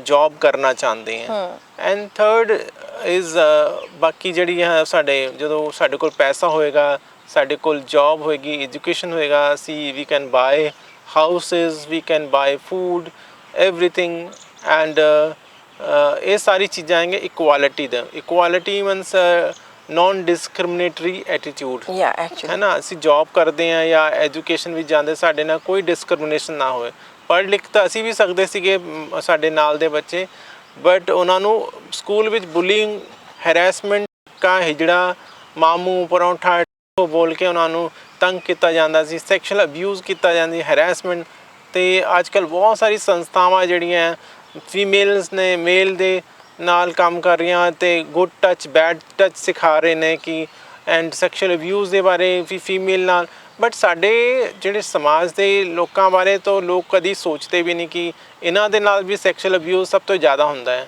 ਸੈਕਸ਼ੂਅਲ ਅਬਿਊਜ਼ ਜਿਹੜੀ ਹੈ ਨਾ ਉਹ ਸਾਡੀ ਕਮਿਊਨਿਟੀ ਸਭ ਤੋਂ ਜ਼ਿਆਦਾ ਹੁੰਦਾ ਬਹੁਤ ਹੈਰਾਨੀ ਦੀ ਗੱਲ ਹੈਗੀ ਹੈ ਬਿਕੋਜ਼ ਸੈਕਸ ਇਜ਼ ਟੈਬੂ ਸਾਡੇ ਨਾਲ ਜਿਹੜਾ ਹੈ ਨਾ ਤੁਸੀਂ ਟਰਾਂਸਜੈਂਡਰ ਪਾਓਗੇ ਕਿੰਨਰ ਜਾਂ ਕੋਈ ਹੋਰ ਵੀ ਕਮਿਊਨਿਟੀ LGBTIQ ਕਮਿਊਨਿਟੀ ਹੈ ਜਿਹੜਾ ਲਾਰਜਰ ਪਰਸਪੈਕਟਿਵ 'ਚ ਦੇਖੋਗੇ ਜਦੋਂ ਵੀ ਕਮਿਊਨਿਟੀ ਦੇ ਬਾਰੇ ਨਾਮ ਆਉਂਦਾ ਤੇ ਲੋਕਾਂ ਨੂੰ ਬਸ ਸੈਕਸ ਹੀ ਦਿਖਦਾ ਸੋ ਬਟ ਇਹ ਸੱਚਾਈ ਨਹੀਂ ਹੈ ਟਰੂ ਨਹੀਂ ਹੈ ਲੋਕਾਂ ਨੇ ਖੁਦ ਆਪਣੀ ਇੱਕ ਉਹਨਾਂ ਨੇ ਸੋਚ ਬਣਾਈ ਕਿ ਟੈਬੂ ਬਣ ਗਿਆ ਦਿਮਾਗ 'ਚ ਆ ਕੇ ਸੋ ਮੇਲ ਫੀਮੇਲ ਦਾ ਜਦੋਂ ਅਸੀਂ ਸੋਚਦੇ ਵਿਆਹ ਦਾ ਤਾਂ ਹਮੇਸ਼ਾ ਸਾਡੇ ਦਿਮਾਗ 'ਚ ਬਸ ਜਦੋਂ ਵਿਆਹ ਆਉਂਦਾ ਉਸ ਤੋਂ ਬਾਅਦ ਸੋਚਦੇ ਕਿ ਬਸ ਸੈਕਸ ਦਾ but it's a relation it's affectionate if it is about love caring ਇਸ ਤੋਂ ਜ਼ਿਆਦਾ ਵੀ ਤਾਂ ਬਹੁਤ ਸਾਰੀ ਚੀਜ਼ਾਂ ਹੈਗੀਆਂ ਇਨਸਾਨ ਜਦੋਂ ਆਪਸ 'ਚ ਰਹਿੰਦੇ ਹੈ ਤੇ ਬਹੁਤ ਸਾਰਾ ਪਿਆਰ ਮੁਹੱਬਤ ਹੁੰਦੀ ਹੈ ਕੇਅਰਿੰਗ ਹੁੰਦੀ ਹੈ ਤੁਸੀਂ ਇੱਕ ਦੂਸਰੇ ਦਾ ਇੰਤਜ਼ਾਰ ਕਰਦੇ ਹੋ ਕੋਈ ਸੁੱਖ ਦੁੱਖ ਹੋਵੇ ਤਾਂ ਆਪਣੀ ਗੱਲਾਂ ਆਦਾਨ ਪ੍ਰਦਾਨ ਕਰ ਸਕਦੇ ਹੋ ਨਾ ਬਹੁਤ ਸਾਰੇ ਸਮਾਜ ਵਿੱਚ ਚੀਜ਼ਾਂ ਹੈਗੀਆਂ ਸੋ ਇਹ ਸਾਰੀ ਚੀਜ਼ਾਂ ਤੁਸੀਂ ਗੱਲ ਕੀਤੀ ਹੈ ਕੇਅਰ ਦੀ ਗੱਲ ਕੀਤੀ ਹੈ ਤੁਸੀਂ ਪਿਆਰ ਦੀ ਗੱਲ ਕੀਤੀ ਹੈ ਤੁਸੀਂ ਜਿਸਮਾਨੀ ਰਿਸ਼ਤਿਆਂ ਤੋਂ ਵੱਧ ਕੇ ਬਹੁਤ ਸਾਰੀਆਂ ਗੱਲਾਂ ਜਿਹੜੀਆਂ ਨੇ ਇੱਥੇ ਐਸਟੈਬਲਿਸ਼ ਕੀਤੀਆਂ ਗੱਲ ਕੀਤੀ ਹੈ ਬਹੁਤ ਹੀ ਖੂਬਸੂਰਤ ਗੱਲ ਕੀਤੀ ਹੈ ਤੁਸੀਂ ਇਕੱਲੇ ਰਹਿ ਰਹੇ ਹੋ ਨਹੀਂ ਮੇਰੇ ਨਾਲ ਇੱਕ ਮੇਰੇ ਪਾਰਟਨਰ ਹੈਗਾ ਰੁਦਰ ਪ੍ਰਤਾਪ ਸਿੰਘ ਤੇ ਉਹ ਟਰਾਂਸ ਪੁਰਸ਼ ਹੈ ਤੁਸੀਂ ਟਰਾਂਸ ਫੀਮੇਲ ਮੈਂ ਟਰਾਂਸ ਫੀਮੇਲ ਉਹ ਟਰਾਂਸ ਮੇਲ ਨੇ ਉਹ ਜੌਬ ਕਰ ਰਿਹਾ ਹੈ ਇੱਕ ਅੱਛੀ ਕੰਪਨੀ 'ਚ ਸ਼ਿੰਡਲਰ ਪ੍ਰਾਈਵੇਟ ਲਿਮਿਟਡ ਹੈ ਐਕਸੈਪਟਡ ਹੈਗੇ ਹੈ ਉਹਨਾਂ ਨੇ ਜਿਹੜੀ ਕੰਪਨੀ ਹੈ ਉਹ ਇਨਕਲੂਜਨ ਐਂਡ ਡਾਈਵਰਸਿਟੀ 'ਚ ਕੰਮ ਕਰਦੀ ਹੈ ਸੋ ਲਿਫਟ ਬਣਾਉਂਦੀ ਜਿਹੜੀ ਐਕਸਲੇਟਰ ਬਣਾਉਂਦੀ ਕੰਪਨੀ ਸਵਿਟਜ਼ਰਲੈਂਡ ਦੀ ਕੰਪਨੀ ਹੈ ਇੰਡੀਆ ਵਿੱਚ ਕੰਮ ਕਰ ਰਹੇ ਹੈ ਸੋ ਬਹੁਤ ਸਾਰੇ ਤੁਸੀਂ ਦੇਖਿਆ ਹੋ ਕਿ ਲਿਫਟ ਜਿਹੜੀ ਹੈ ਕਦੀ ਵੀ ਧਿਆਨ ਨਾਲ ਦੇਖੋ ਸ਼ਿੰਡਲਰਸ ਦੀ ਹਾਂਜੀ ਜੀ ਜੀ ਲਿਫਟਸ ਉਹ ਬਣਾਉਂਦੇ ਆ ਤੇ ਉਹ ਸੇਲਸ ਐਗਜ਼ੈਕਟਿਵ ਹੈ। ਸੋ ਸੇਲਸ ਐਗਜ਼ੈਕਟਿਵ ਦੇ ਨਾਲ ਨਾ ਨੂੰ ਪੂਰੀ ਐਕਸੈਪਟੈਂਸ ਵੀ ਹੈਗੀ ਐਂਡ ਉਹਦੀ ਜਿਹੜੀ ਉੱਥੇ ਭਰਤੀ ਹੋਈ ਹੈ ਉਹ ਇਸੇ ਕਰਕੇ ਕਿਉਂਕਿ ਉਹ ਟਰਾਂਸਜੈਂਡਰ ਹੈ। ਤੁਸੀਂ ਉਹਨਾਂ ਦੇ ਨਾਲ ਕਿਵੇਂ ਰਹਿੰਦੇ ਹੋ, ਮਤਲਬ ਕਿ ਤੁਸੀਂ ਕਿੱਦਾਂ ਆਏ ਸੰਪਰਕ ਦੇ ਵਿੱਚ? ਮੈਂ ਲੋਕਡਾਊਨ ਦੇ ਟਾਈਮ ਜਦੋਂ ਲੋਕਡਾਊਨ ਸ਼ੁਰੂ ਹੋਇਆ ਤਾਂ ਸਾਰਿਆਂ ਨੂੰ ਕੋਈ ਵੀ ਮੇਰੇ ਕੋਲ ਤਾਂ ਫਿਰ ਵੀ ਕੰਮ ਰਿਹਾ ਕਿਉਂਕਿ ਕਮਿਊਨਿਟੀ ਨਾਲ ਕੰਮ ਕਰਨਾ ਹੁੰਦਾ ਸੀ ਅਤੇ ਮੇਰਾ ਤਾਂ 24 ਘੰਟੇ ਕੋਈ ਨਾ ਕੋਈ ਪ੍ਰੋਬਲਮ ਮੇਰੇ ਨਾਲ ਸਾਂਝਾ ਕਰਦਾ ਸੀਗਾ ਕਿ ਮੇਰੇ ਕੋਲ ਖਾਣਾ ਨਹੀਂ ਹੈ, ਮੇਰੇ ਕੋਲ ਕਮਰਾ ਨਹੀਂ, ਕਿਰਾਏ ਨੂੰ ਦੇਣ ਨੂੰ ਫਲਾਣੀ ਚੀਜ਼ ਨਹੀਂ, ਇਹ ਨਹੀਂ, ਕਿਸੇ ਨੂੰ ਕੋਵਿਡ ਹੋ ਗਿਆ। ਇਹ ਸਾਰੇ ਟਰਾਂਸਜੈਂਡਰ ਕਮਿਊਨਿਟੀ ਦਾ ਮੈਂ ਧਿਆਨ ਉਸ ਟਾਈਮ ਰੱਖਿਆ ਹੈ। ਅਤੇ ਇਸੇ ਦੌਰਾਨ ਜਦੋਂ ਵੀ ਕੁਛ ਲਈਏ ਮਤਲਬ ਆਪਣੇ ਵਾਸਤੇ ਟਾਈਮ ਹੁੰਦਾ ਸੀ ਤਾਂ ਮੈਂ ਮੇਲ ਆਪਣੀ ਫੇਸਬੁੱਕ ਵਿੱਚ ਮੈਸੇਂਜਰ ਹੈ ਉਹ ਮੈਂ ਚੈੱਕ ਕਰ ਲੈਂਦੀ, ਉਹਦੇ ਵਿੱਚ ਇੱਕ ਮੈਸੇਜ ਆਇਆ ਕਿ ਹੈਲੋ ਹਾਈ ਕਰਕੇ। ਸੋ ਮੈਂ ਜ਼ਿਆਦਾ ਧਿਆਨ ਨਹੀਂ ਕੀਤਾ, ਮੈਂ ਪਰ ਕਾਫੀ ਦਿਨ ਬਾਅਦ ਦੁਬਾਰਾ ਦੇਖਿਆ ਅਤੇ ਮੈਂ ਉਹਦੀ ਪ੍ਰੋਫਾਈਲ ਚੈੱਕ ਕੀਤੀ ਦੁਬਾਰਾ। ਮੈਂ ਕਿਹਾ ਇਹ ਤਾਂ ਕੁੜੀਆਂ ਵਰਗਾ ਮੁੰਡਾ ਹੈ ਨਾ। ਸੋ ਐਂਡ ਅੱਛੀ ਤਰ੍ਹਾਂ ਪ੍ਰੋਫਾਈਲ ਚੈੱਕ ਕੀਤੀ ਅਤੇ ਕੁਮਾਊਂ ਦਾ ਮੈਂ ਗੜਵਾਲ ਦੀ ਤਾਂ ਉਹ ਕੁਮਾਊਂ ਦਾ ਹੈ ਉੱਤਰਾਖੰਡ ਦੇ। ਸੋ ਮੈਂ ਉਹਨੂੰ ਫਿਰ ਹੈਲੋ ਹਾਈ ਕਰਕੇ ਵਾਪਸ ਕੀਤਾ। ਸੋ ਉਹ ਫਿਰ ਗੱਲਾਂ ਬਾਤਾਂ ਸ਼ੁਰੂ ਹੋਈਆਂ ਧੀਰੇ ਧੀਰੇ, ਮਤਲਬ ਅਸੀਂ ਗੱਲਬਾਤ ਸ਼ੁਰੂ ਕਰਤੀ। 4-5 ਮਹੀਨੇ ਤੱਕ ਅਸੀਂ ਬਹੁਤ ਕਲੋਜ਼ ਹੋ ਗਏ ਐਂਡ ਉਹ ਮੇਰਾ 17 ਜੁਲਾਈ ਵਿੱਚ ਔਨ ਦੈਟ ਡੇ ਮੇਰਾ ਬਰਥਡੇ ਹੁੰਦਾ ਹੈ ਅਤੇ ਉਹ ਆਇਆ ਇੱਥੇ ਲਖਨਊ ਤੋਂ ਹੈਗਾ ਉਹ ਫਿਲਹਾਲ, ਮਤਲਬ ਹੈ ਤਾਂ ਉੱਤਰਾਖੰਡ ਦਾ ਲੇਕਿਨ ਲਖਨਊ 'ਚ ਰਹੇ ਜੀ। ਸੋ ਚੰਡੀਗੜ੍ਹ ਆਇਆ ਅਤੇ ਮੇਰੇ ਨਾਲ ਮਿਲਿਆ, ਅਸੀਂ ਗੱਲਬਾਤ ਕਰੀ। ਅਸੀਂ ਕੋਈ ਡਿਸੀਜ਼ਨ ਨਹੀਂ ਲਿਆ ਬਟ ਹੌਲੀ ਹੌਲੀ ਮਤਲਬ ਅਸੀਂ ਕਲੋਜ਼ ਹੁੰਦੇ ਰਹੇ ਜੀ ਐਂਡ ਇਮੋਸ਼ਨਲੀ ਅਸੀਂ ਬਹੁਤ ਅਟੈਚਡ ਹੋ ਗਏ ਐਂਡ ਸਾਡਾ ਫਿਜ਼ੀਕਲ ਰਿਲੇਸ਼ਨ ਇੰਨਾ ਨਹੀਂ, ਸਾਡੇ ਫਿਜ਼ੀਕਲ ਰਿਲੇਸ਼ਨ ਨਹੀਂ ਹੈ, ਸਾਡੇ ਇਮੋਸ਼ਨਲ ਜਿਹੜੇ ਹੈ ਨਾ ਉਹ ਜ਼ਿਆਦਾ ਅਟੈਚਮੈਂਟ। ਜਿਸ ਤਰ੍ਹਾਂ ਤੁਸੀਂ ਕੁਦਰਤ ਨੂੰ ਦੇਖ ਰਹੇ ਹੋ, ਪੇੜ ਪੌਦੇ ਹੈ ਨਾ, ਐਂਡ ਜਦੋਂ ਫੁੱਲ ਖਿਲਦੇ ਹੈ ਐਂਡ ਤਾਂ ਮੇਲ ਐਂਡ ਫੀਮੇਲ ਦਾ ਉਹ ਜਦੋਂ ਆਪਸ 'ਚ ਕਿਵੇਂ ਉਹ ਰਿਲੇਸ਼ਨ ਹੁੰਦਾ, ਕਿਉਂਕਿ ਭੰਵਰਾ ਜਿਹੜਾ ਹੈ ਨਾ ਉਹ ਇੱਕ ਦੂਸਰੇ ਨੂੰ ਮੇਟ ਕਰਵਾਉਂਦਾ। ਜ਼ਰੂਰੀ ਨਹੀਂ ਹੁੰਦਾ, ਦੇਖੋ ਅਸੀਂ ਜਦੋਂ ਕੁਦਰਤ ਵਿੱਚ ਅਸੀਂ ਹੈ, ਜ਼ਰੂਰੀ ਨਹੀਂ ਕਿ ਫਿਜ਼ੀਕਲ ਰਿਲੇਸ਼ਨ ਹੀ ਸਭ ਕੁਛ ਹੁੰਦਾ। ਅਸੀਂ ਜਿਸਮਾਨੀ ਤੌਰ 'ਤੇ ਉੱਪਰ ਵੀ ਅਸੀਂ ਝਾਂਕ ਕੇ ਦੇਖਣਾ ਚਾਹੀਦਾ ਕਿ ਇਸ ਗਰਦਨ 'ਤੇ ਨੀਚੇ ਤੋਂ ਜ਼ਿਆਦਾ ਸਾਡਾ, ਮੈਂ ਹਮੇਸ਼ਾ ਗੱਲ ਕਰਦੀ ਗਰਦਨ ਤੋਂ ਉੱਪਰ ਜਿਹੜਾ ਬ੍ਰੇਨ ਹੈ ਉਹ ਜ਼ਿਆਦਾ ਇੰਪੋਰਟੈਂਟ ਹੈ। ਸੋ ਸਾਡੀ ਸਾਰੀ ਪ੍ਰੋਗਰਾਮਿੰਗ ਜਿਹੜੀ ਹੈ ਨਾ ਉਹ ਸਾਰੀ ਬ੍ਰੇਨ ਵਿੱਚ ਹੈਗੀ ਹੈ। ਇਸੇ ਕਰਕੇ ਅਸੀਂ ਹੈਲਮਟ ਪਾਉਂਦੇ ਹਾਂ ਨਾ ਕਿ ਹੈਲਮਟ ਕਰਕੇ ਉਹ ਸਾਡਾ ਬ੍ਰੇਨ ਬਚਿਆ ਰਹੇਗਾ। ਤਾਂ ਸਾਰੇ ਸਰੀਰ ਨੂੰ ਤਾਂ ਅਸੀਂ ਹੈਲਮਟ ਨਹੀਂ ਪਾਉਂਦੇ ਹਾਂ, ਔਰ ਸਾਡਾ ਹੱਥ ਕੱਟ ਜਾਏ, ਪੈਰ ਕੱਟ ਜਾਏ, ਸਾਡੇ ਹੋਰ ਵੀ ਸਰੀਰ ਦੇ ਅੰਗ ਜਿਹੜੇ ਹੈ ਉਹਨਾਂ ਨੂੰ ਨੁਕਸਾਨ ਹੋਵੇ ਤਾਂ ਵੀ ਅਸੀਂ ਜ਼ਿੰਦਾ ਰਹਿੰਦੇ ਹਾਂ। ਈਵਨ ਸਾਡੇ ਲਿੰਗ ਵੀ ਰਿਮੂਵ ਹੋ ਜਾਣ ਤਾਂ ਵੀ ਅਸੀਂ ਜ਼ਿੰਦਾ ਰਹਿੰਦੇ ਹਾਂ। ਲੇਕਿਨ ਬ੍ਰੇਨ ਦੇ ਉੱਪਰ ਨੁਕਸਾਨ ਪੈਂਦਾ ਤਾਂ ਬ੍ਰੇਨ ਅਗਰ ਡੈਡ ਹੋ ਗਿਆ ਤਾਂ ਇਨਸਾਨ ਮਰ ਜਾਂਦਾ ਜੀ। ਤਾਂ ਇਸ ਕਰਕੇ ਮੈਂ ਹਮੇਸ਼ਾ ਜਿਹੜੀ ਇਹ ਚੀਜ਼ ਨਾ ਉਹ ਬ੍ਰੇਨ ਨੂੰ ਦਿੱਤੀ ਹੈ, ਸਰੀਰ ਨੂੰ ਜ਼ਿਆਦਾ ਇੰਪੋਰਟੈਂਸ ਨਹੀਂ ਦਿੱਤੀ ਹੈ ਜੀ। ਸੋ ਸਰੀਰ, ਸਾਡੇ ਸ਼ਾਸਤਰ ਵੀ ਕਹਿੰਦੇ ਸਰੀਰ ਤੋਂ ਨਸ਼ਵਰ ਹੈ, बिल्कुल है ना, आत्मा तो चिरंजीवी है। Yes yes. तो आत्मा से हम प्यार करते हैं, ना कि शरीर से। शरीर का लोगों से जोड़ दिया हमारे साथ, क्योंकि वो जो पेट भरने के लिए ਜਦੋਂ ਢਿੱਡ ਭਰਨਾ ਹੁੰਦਾ ਨਾ ਅਤੇ ਸਾਨੂੰ ਫਿਰ ਇੱਧਰ ਉੱਧਰ ਝਾਕਣਾ ਵੀ, ਜੇ ਸਾਡੇ ਕੋਲ ਜੋਬ ਨਹੀਂ ਹੈ, ਸਾਡੇ ਕੋਲ ਕੰਮ ਧੰਦੇ ਨਹੀਂ ਹੈ, ਸਾਡੇ ਕੋਲ ਕੋਈ ਬੈਠ ਕੇ ਗੱਲ ਨਹੀਂ ਕਰਨਾ ਚਾਹੁੰਦਾ। ਇਹੀ ਕੁਐਸਚਨ ਮੈਂ ਅੱਗੇ ਕਰਨਾ ਚਾਹੁੰਦੀ ਸੀ, ਕਿਉਂਕਿ ਕਈ ਵਾਰੀ ਹੁੰਦੇ ਆ ਕਿ ਕਈ ਕਿੰਨਰ ਜਿਹੜੇ ਨੇ ਉਹ ਇੱਦਾਂ ਦਾ ਦੇਖਿਆ ਮੰਨਿਆ ਜਾਂਦਾ ਹੈ ਕਿ ਜਿਹੜੇ ਉਹਨਾਂ ਨੂੰ ਇਸ ਤਰੀਕੇ ਦਾ ਜਿਹੜਾ ਹੈਗਾ ਉਹ ਕੰਮ ਕਰਨਾ ਪੈਂਦਾ ਹੈ। ਅਤੇ ਇਸ ਤਰ੍ਹਾਂ ਦੇ ਤੁਹਾਡੇ ਵੀ, ਕਿਉਂਕਿ ਤੁਸੀਂ ਆਲਰੇਡੀ ਇਸ ਸਮਾਜ ਲਈ ਕੰਮ ਕਰ ਰਹੇ ਹੋ, ਅਤੇ ਕਿੰਨਾ ਕੁ ਤੁਸੀਂ ਇਸ ਤਰ੍ਹਾਂ ਦਾ ਦਾਇਰਾ ਦੇਖਦੇ ਹੋ ਔਰ ਕਿੰਨਾ ਕੁ ਉਹਨਾਂ ਦੀ ਔਖੀ ਸਥਿਤੀ ਹੁੰਦੀ ਹੈ, ਕਿਉਂਕਿ ਇਹ ਕੋਈ ਬਹੁਤ ਖੁਸ਼ੀ ਨਾਲ ਵਾਲਾ ਕੰਮ ਤਾਂ ਹੈ ਨਹੀਂ। ਕੋਈ ਵੀ ਇਨਸਾਨ ਇਸ ਤਰੀਕੇ ਦੇ ਨਾਲ ਆਪਣੇ ਮਤਲਬ ਡੈਫੀਨੇਟਲੀ ਸਰੀਰ ਹੀ ਹੈ, ਉਸਨੂੰ ਇਸ ਤਰੀਕੇ ਦੇ ਨਾਲ ਤਾਂ ਕੋਈ ਵੀ ਨਹੀਂ ਚਾਹੇਗਾ। ਦੇਖੋ ਬਹੁਤ ਬੜੀ ਇੱਕ ਤਰਾਸਦੀ ਹੈ ਕਿ ਇਨਸਾਨ ਜਿਹੜਾ ਹੈ ਉਹ ਨਾ ਚਾਹੁੰਦੇ ਹੋਏ ਵੀ ਉਹਨੂੰ ਸੈਕਸ ਵਰਕ ਵਿੱਚ ਜਾਣਾ ਪੈਂਦਾ ਹੈ ਔਰ ਹੌਲੀ ਹੌਲੀ ਫਿਰ ਉਹ ਆਦਤ ਹੋ ਜਾਂਦੀ ਹੈ, ਮਤਲਬ ਪੈਸਾ ਕਮਾਉਣ ਦੀ। ਨਾ ਚਾਹੁੰਦੇ ਹੋਏ ਵੀ ਕੋਈ ਵੀ ਇਨਸਾਨ ਆਉਂਦਾ ਹੈ, ਉਹਨੂੰ ਨਾ ਚਾਹੁੰਦੇ ਵੀ ਉਹਦੇ ਕੋਲ ਜਾਣਾ ਪੈਂਦਾ ਹੈ, ਉਹਦੇ ਨਾਲ ਉਹਦਾ ਸੰਪਰਕ ਹੁੰਦਾ ਹੈ ਸਿਰਫ ਔਰ ਸਿਰਫ ਪੈਸੇ ਵਾਸਤੇ। कभी कभी से बैठ के मैं गलबात सुनती हूँ सारिਆਂ ਦੀ, ਤੇ ਉਹ ਕਹਿੰਦੀ दीदी हम लोग नहीं करना चाहते हैं लेकिन समाज में हमारे लिए कोई जगह ही नहीं है, एक्सेप्टेंस नहीं है। एक बार धब्बा लग गया तो लोग यही हमें सेक्स वर्कर ही समझते हैं, हमें कोई भी पकड़ लेता। अगर हमने कई लोगों ने ट्राई भी, कई लोगों ने कहा भी ਅਸੀਂ ट्राई भी ਕੀਤੀ ਹੈ जॉब ਦੀ, लेकिन ਸਾਨੂੰ ਉੱਥੇ ਵੀ ਕੋਈ ਨਾ ਕੋਈ ਮਿਲ ਜਾਂਦਾ ਜਿਹੜਾ ਸਾਨੂੰ ਜਾਣਦਾ ਸੀਗਾ ਤੇ ਉਹ ਸਾਡਾ ਹੱਥ ਪਕੜ ਲੈਂਦਾ ਸੀ, ਸਾਨੂੰ ਤੰਗ ਕਰਦਾ ਸੀਗਾ, ਸਾਡੇ ਬਾਰੇ ਸਾਰਿਆਂ ਨੂੰ ਦੱਸ ਦਿੰਦਾ ਸੀਗਾ। ਸੋ ਇਹ ਸਾਰੀ ਚੀਜ਼ਾਂ ਫਿਰ ਉੱਥੇ ਮੁੜ ਕੇ ਉੱਥੇ ਹੀ ਆਉਣਾ ਪੈਂਦਾ ਕਹਿੰਦੇ। ਤੇ ਇਸ ਕਰਕੇ ਹੁਣ ਸਾਨੂੰ ਨਾ ਦੁਨੀਆ ਦੇ ਨਾਲ ਜ਼ਿਆਦਾ ਕੋਈ ਲਗਾਵ ਰਹਿ ਨਹੀਂ ਗਿਆ, ਕਿਉਂਕਿ ਸਮਾਜ ਨੇ ਸਾਨੂੰ ਕੁਝ ਦਿੱਤਾ ਨਹੀਂ ਹੈ ਔਰ ਸਾਨੂੰ ਮਜਬੂਰੀ ਨਾਲ ਇਹ ਸਾਰੀ ਕਰਨੀ ਪੈਂਦੀ ਹੈ। ਤੇ ਦੋ ਪੈਸੇ ਜੋੜਦੇ ਹਾਂ ਸਿਰਫ ਇਸ ਕਰਕੇ ਕਿ ਅਸੀਂ ਬੁਢਾਪੇ 'ਚ ਜਿਹੜੇ ਨਾ ਇਹ ਜਿਹੜਾ ਪੈਸਾ ਹੈ ਇਹ ਕੰਮ ਆਏਗਾ। ਤੇ ਇਹ ਔਰ ਨਾਲੇ ਜਿੰਨੇ ਵੀ ਇੱਥੇ ਸਾਡੇ ਚੰਡੀਗੜ੍ਹ ਵਿੱਚ ਭੈਣ ਭਰਾ ਜਿਹੜੇ ਰਹਿ ਰਹੇ ਹੈ ਟਰਾਂਸ ਕਮਿਊਨਿਟੀ ਦੇ ਜਿਹੜੇ ਸੈਕਸ ਵਰਕ ਵਿੱਚ ਹੈਗੇ, ਉਹ ਲੋਕ ਇੱਕ ਦੂਸਰੇ ਦਾ ਸਹਾਰਾ ਹੈ, ਇਕੱਠੇ ਰਹਿੰਦੇ ਇੱਕ ਚਾਲ ਵਿੱਚ ਤੇ ਬਸ ਇੱਦਾਂ ਦੀ ਗੁਜ਼ਾਰਾ ਚੱਲਿਆ। ਮਜਬੂਰੀ ਨਾਲ ਸਾਰਾ ਕਰਨਾ ਪੈਂਦਾ, ਇਟਸ ਨਾਟ ਇਟਸ ਕੰਪਲਸ਼ਨ, ਕੋਈ ਮਜਬੂਰੀ ਹੈ। ਤੁਸੀਂ ਤੁਹਾਡਾ ਬਚਪਨ ਕਿਵੇਂ ਦਾ ਬੀਤਿਆ? ਜਦੋਂ ਤੁਸੀਂ ਬਚਪਨ 'ਚ ਸੀਗੇ, ਪੜ੍ਹੇ ਕਿੱਥੇ ਔਰ ਕਿਸ ਤਰ੍ਹਾਂ ਦਾ ਤੁਹਾਡਾ ਜੀਵਨ ਸੀਗਾ? ਔਰ ਤੁਸੀਂ ਵੀ ਵਧਾਈਆਂ ਦਾ ਸਾਰਾ ਕੰਮ ਕੀਤਾ, ਕਿਉਂਕਿ ਤੁਸੀਂ ਤਾਂ ਦੇਖਿਆ ਜੇ ਤੁਹਾਡਾ ਪ੍ਰੋਫਾਈਲ ਦੇਖੀਏ, ਪੜ੍ਹਾਈ ਲਿਖਾਈ ਦੇਖੀਏ ਬਹੁਤ ਜ਼ਿਆਦਾ, ਤੇ ਉਹ ਬਿਲਕੁਲ ਹੀ ਆਪੋਜ਼ਿਟ ਕੰਮ ਹੈਗਾ। ਕਿਸ ਤਰ੍ਹਾਂ ਦਾ ਸੀ ਸਰ? ਥੋੜਾ ਆਪਣੇ ਬਾਰੇ ਚਾਨਣ ਪਾਓ। ਦੇਖੋ, ਪੜ੍ਹਾਈ ਲਿਖਾਈ ਤਾਂ ਬਹੁਤ ਮਿਹਨਤ ਨਾਲ ਕੀਤੀ ਹੈ। 93 ਤੱਕ ਆਉਂਦੇ ਮੈਂ ਮੇਰਾ 93 ਵਿੱਚ ਗ੍ਰੈਜੂਏਸ਼ਨ ਹੈ। ਆਈ ਵਾਜ਼ topper of the university, Punjab University. So and in 93 I got admission in MA history. ਬਹੁਤ ਔਖਾ ਸਬਜੈਕਟ ਹੈ। ਸੋ ਲੇਕਿਨ ਮੈਨੂੰ ਲੋਕਾਂ ਨੇ ਪੜ੍ਹਨ ਨਹੀਂ ਦਿੱਤਾ ਤੇ ਛੇੜਦੇ ਰਹਿੰਦੇ ਸੀਗੇ, ਬੁਲੀ ਹਰੈਸਮੈਂਟ ਹੋਈ ਮੇਰੇ ਨਾਲ, ਰੈਗਿੰਗ ਹੋਈ ਤੇ ਮੈਂ ਛੱਡ ਦਿੱਤੀ। ਫਿਰ 94 ਚ ਮੇਰਾ ਲਾਅ ਵਿੱਚ ਐਡਮਿਸ਼ਨ ਹੋਇਆ, LLB ਚ। ਇਵਨਿੰਗ ਦੇ ਵਿੱਚ ਸੈਸ਼ਨ, ਦੋ ਸੈਸ਼ਨ ਹੈਗੇ ਪੀਯੂ ਚ, ਮਾਰਨਿੰਗ ਤੇ ਇਵਨਿੰਗ। ਮੇਰਾ ਇਵਨਿੰਗ ਚ ਹੋਇਆ। ਰਾਤ ਨੂੰ ਕਲਾਸ ਛੱਡੀ ਜਦੋਂ ਰਾਤ 9 ਵਜ ਗਏ ਸੀਗੇ ਤੇ ਮੈਨੂੰ ਫਿਰ ਮੁੰਡਿਆਂ ਨੇ ਘੇਰ ਲਿਆ ਤੇ ਮੇਰੇ ਨਾਲ ਸੈਕਸ਼ੂਅਲ ਅਬਿਊਜ਼ ਕੀਤਾ, ਕਾਫੀ ਮੈਨੂੰ ਬੁਰਾ ਭਲਾ ਗਿਆ। ਸੋ ਉਹ ਵੀ ਫਿਰ ਮੈਨੂੰ ਛੱਡਣੀ ਪਈ LLB। ਤੇ ਮੈਂ ਫਿਰ ਛੋਟੇ ਮੋਟੇ ਕੋਰਸ ਜਿਹੜੇ ਮੈਂ ਰਸ਼ੀਅਨ ਹੋ ਗਿਆ, ਫਰੈਂਚ ਲੈਂਗੁਏਜ ਹੋ ਗਈ, ਐਂਡ ਕੰਪਿਊਟਰ ਸਾਇੰਸ ਨਵਾਂ ਸ਼ੁਰੂ ਹੋਇਆ 96 97 ਚ ਮੈਂ ਕਰ ਲਿਆ ਸੀ ਕੰਪਿਊਟਰ ਸਾਇੰਸ। ਇਹ ਮੈਂ ਕਰ ਲਏ ਸੀਗੇ। ਤੇ ਉਸ ਤੋਂ ਬਾਅਦ 2002 ਵਿੱਚ ਮੇਰੇ ਨਾਲ ਇੱਕ ਬੜੀ ਅਜੀਬ ਜਿਹੀ ਘਟਨਾ ਹੋਈ, ਮਤਲਬ ਮੈਨੂੰ ਕਿਡਨੈਪ ਕਰ ਲਿਆ ਸੀਗਾ ਦੋ ਮੁੰਡਿਆਂ ਨੇ।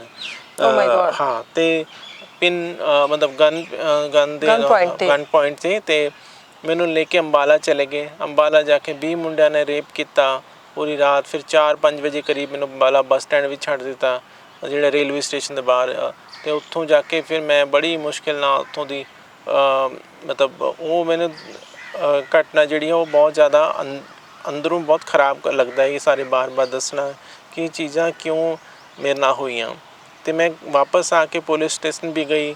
ਪੁਲਿਸ ਸਟੇਸ਼ਨ ਵੀ ਪੁਲਿਸ ਨੇ ਮੇਰਾ ਕੋਈ ਕੰਪਲੇਂਟ ਲਿਖੀ ਨਹੀਂ, ਮੇਰਾ ਮਜ਼ਾਕ ਬਣਾਇਆ। ਫਿਰ ਮੈਂ ਵਾਪਸ ਆਪਣੇ ਘਰ ਗਈ ਅਤੇ ਮੈਂ ਰਾਤ ਨੂੰ ਮਤਲਬ ਕਈ ਦਿਨ ਤੱਕ ਤਾਂ ਬਹੁਤ ਡਿਪਰੈਸ਼ਨ 'ਚ ਚਲੀ ਗਈ, ਬਹੁਤ ਜ਼ਿਆਦਾ। ਮੈਂ ਸੁਸਾਈਡ ਅਟੈਂਪਟ ਕਰਨ ਦੀ ਸੋਚ ਲਈ ਕਿ ਮੈਂ ਖਤਮ ਹੋ ਜਾਣਾ।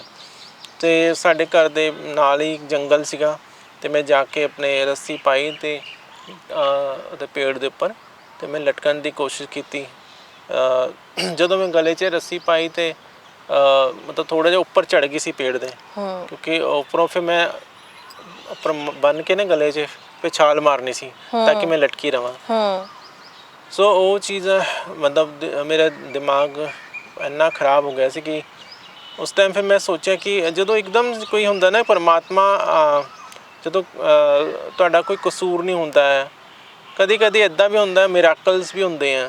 ਅਤੇ ਮੇਰੇ ਨਾਲ ਸ਼ਾਇਦ ਮਿਰਾਕਲ ਹੀ ਹੋਇਆ ਕਿ ਸ਼ਾਇਦ ਮੈਂ ਆਤਮ ਹੱਤਿਆ ਵਾਸਤੇ ਨਹੀਂ ਬਣੀ ਸੀਗੀ ਜੀ, ਬਿਲਕੁਲ। ਅਤੇ ਮੇਰੇ ਅੰਦਰੋਂ ਆਵਾਜ਼ ਆਈ ਕਿ ਮੈਂ ਕਿਉਂ ਆਤਮ ਹੱਤਿਆ ਕਰ ਰਹੀ ਹਾਂ ਅਤੇ ਮੇਰਾ ਕੀ ਕਸੂਰ ਹੈ ਨਾ। ਮੈਂ ਕੋਈ ਰੇਪ ਨਹੀਂ ਕੀਤਾ, ਮੈਂ ਕੋਈ ਡਾਕਾ ਨਹੀਂ ਪਾਇਆ, ਇੱਦਾਂ ਦਾ ਕੋਈ। ਔਰ ਮੈਂ ਉਲਟਾ ਮੈਨੂੰ ਹੀ ਸਾਰਾ ਸਿਰਫ ਜੈਂਡਰ, ਹਾਂ, if I am different is not wrong, different always unique। ਸੋ ਮੈਂ ਆਪਣੇ ਆਪ ਨੂੰ ਸੈਲੀਬ੍ਰੇਟ ਨਹੀਂ ਕਰ ਪਾ ਰਹੀ ਸੀ। ਪੇਰੈਂਟਸ ਸਾਰੇ ਹਰ ਜਗ੍ਹਾ ਮੈਨੂੰ ਬਹੁਤ ਤੰਗ ਕਰਦੇ ਸੀਗੇ, ਮੇਰਾ ਫਾਦਰ ਬਹੁਤ। ਸੋ ਬਾਅਦ 'ਚ ਮੈਂ ਰਿਅਲਾਈਜ਼ ਘਰਦਿਆਂ ਨੇ ਵੀ ਐਕਸੈਪਟ ਨਹੀਂ ਕੀਤਾ ਤੁਹਾਨੂੰ? ਮੈਨੂੰ ਘਰਦਿਆਂ ਨੇ, ਮੇਰੇ ਫਾਦਰ ਨੇ ਖਾਸ ਕਰਕੇ, ਅੜੋਸ ਪੜੋਸ ਦੇ ਲੋਕਾਂ ਨੇ ਮਤਲਬ ਬਹੁਤ ਖੱਜਲ ਖਾਨਾ ਮੇਰੇ ਨਾਲ ਕੀਤਾ, ਬਹੁਤ ਜ਼ਿਆਦਾ ਟੌਰਚਰ।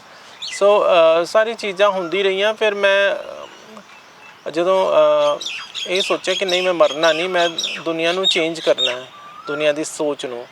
ਤੇ ਫਿਰ 2002 ਵਿੱਚ ਫਿਰ ਮੈਂ ਹੌਲੀ ਹੌਲੀ ਕੰਮ ਕਰਨਾ ਸ਼ੁਰੂ ਕੀਤਾ ਸਮਾਜ, ਕਿਉਂਕਿ ਮੈਨੂੰ ਪਤਾ ਨਹੀਂ ਸੀ ਕੰਮ ਕਿੱਥੋਂ ਸ਼ੁਰੂ ਕਰਨਾ, ਕਿਹੜੇ ਪਾਸੋਂ ਸ਼ੁਰੂ ਕਰਾਂ, ਕਿਹਨੂੰ ਮਿਲਾਂ।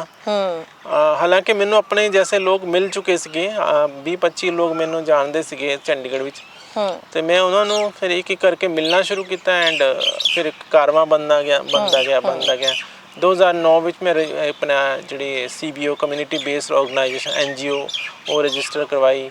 ਹੌਲੀ ਹੌਲੀ ਫਿਰ ਅਸੀਂ ਨਾਲਸਾ ਜਜਮੈਂਟ ਨਾਲ ਜੁੜੇ, ਜਿਹੜੀ 2014 ਦੀ ਮੈਂ ਗੱਲ ਕਰੀ ਸੁਪਰੀਮ ਕੋਰਟ ਦੀ ਜਜਮੈਂਟ, ਉਹਦੇ ਨਾਲ ਵੀ ਜੁੜੇ, ਆਪਣੀ ਰਿਕਮੈਂਡੇਸ਼ਨ ਭੇਜੀਆਂ 2012 ਵਿੱਚ। ਫਿਰ ਉਹ 2014 ਵਿੱਚ ਸੁਪਰੀਮ ਕੋਰਟ ਦੀ ਜਜਮੈਂਟ ਆਈ।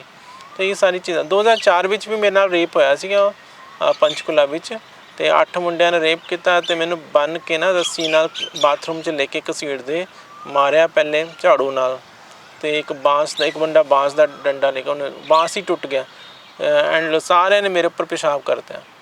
ਤੇ ਇਹ ਸਾਰੀ ਘਟਨਾਵਾਂ ਹੁੰਦੀ ਰਹੀਆਂ, ਲੇਕਿਨ ਫਿਰ ਮੈਂ ਆਪਣੇ ਨਾ ਹਿੰਮਤ ਨਹੀਂ ਹਾਰੀ। ਮੈਂ ਕਿਹਾ ਦੇਖੀ ਜਾਓਗੇ, ਮੈਂ ਕਿਹਾ ਜੋ ਮਰਜ਼ੀ ਹੋਏਗੀ, ਮੈਂ ਆਪਣੀ ਮਤਲਬ ਆਪਣੀ ਆਇਡੈਂਟੀਟੀ ਵਾਸਤੇ ਮੈਂ ਲੜਾਈ ਲੜਦੀ ਰਹੀ ਕਿ ਮੈਂ, ਔਰ ਮੈਂ ਹਿੰਮਤ ਜੁਟਾਉਂਦੀ ਰਹੀ ਸਾਰੇ, ਜਦ ਤੱਕ ਮੈਂ ਇਹ ਨਹੀਂ ਕਹਿਣਾ ਸਿੱਖਿਆ ਕਿ yes I am a transgender. Oh my God. ਫਿਰ ਜਦੋਂ ਮੈਂ ਜਦੋਂ ਲਾਸਟ ਮੂਮੈਂਟ ਜਦੋਂ ਨਾ ਅਤੀ ਹੋ ਜਾਂਦੀ ਹੈ ਫਿਰ ਦੁਨੀਆ 'ਚ, ਫਿਰ ਮੈਂ ਆਪਣਾ ਐਂਡ 2013 ਵਿੱਚ ਫਿਰ ਮੈਂ ਜਦੋਂ ਆਪਣੀ ਆਇਡੈਂਟੀਟੀ ਵਾਸਤੇ ਪ੍ਰਾਈਡ ਕੀਤੀ, ਬਹੁਤ ਵੱਡੀ ਪ੍ਰਾਈਡ ਹੋਈ ਸੀ 2013 ਪੰਜਾਬ ਯੂਨੀਵਰਸਿਟੀ ਸ਼ੁਰੂ ਹੋਈ, ਸੈਕਟਰ 17 ਤੱਕ ਅਸੀਂ ਪੈਦਲ ਇਸੀ ਰੋਡ ਤੋਂ ਮਾਰਚ ਕੀਤਾ। ਤੇ ਉਹਦੇ ਵਿੱਚ ਕਮ ਸੇ ਕਮ 500 ਲੋਕ ਸ਼ਾਮਿਲ ਹੋਏ। ਟ੍ਰਾਂਸਜੈਂਡਰ ਸੀ ਸਾਰੇ? ਮੋਸਟਲੀ ਟ੍ਰਾਂਸਜੈਂਡਰ ਸੀ। ਮੇਰੇ ਨਾਲ ਮੇਰੇ ਫਰੈਂਡਸ ਵੀ ਸੀਗੇ ਜਿਹੜੇ ਅਲਾਈ ਸੀਗੇ, ਮੇਰੇ ਸਟੇਕ ਹੋਲਡਰ ਸੀਗੇ, ਜਿਹੜੇ ਸਪੋਰਟਰ ਸੀਗੇ, ਨਾਲ ਖੜੇ ਵੀ ਸੀ। ਸੋ ਉਸ ਟਾਈਮ ਮੈਂ ਆਪਣੀ ਆਇਡੈਂਟੀਟੀ ਨੂੰ ਸੈਲੀਬ੍ਰੇਟ ਕੀਤਾ ਐਂਡ ਫੁੱਲ ਫਲੈਜ ਆਪਣੀ ਆਇਡੈਂਟੀਟੀ ਲੈ ਕੇ ਲੜਾਈ ਵੀ ਲੜਦੀ ਰਹੀ। 2015 ਤੱਕ ਮੈਂ ਆਪਣੇ ਸਾਰੇ ਡਾਕੂਮੈਂਟ ਚੇਂਜ ਕਰ ਦਿੱਤੇ, ਕਿਉਂਕਿ ਸੁਪਰੀਮ ਕੋਰਟ ਨੇ ਆਰਡਰ ਕੀਤਾ ਸੀ ਸਾਰਿਆਂ ਨੂੰ ਕਿ ਵੀ 3rd ਜੈਂਡਰ ਇੱਥੇ ਐਡ ਕਰੋ।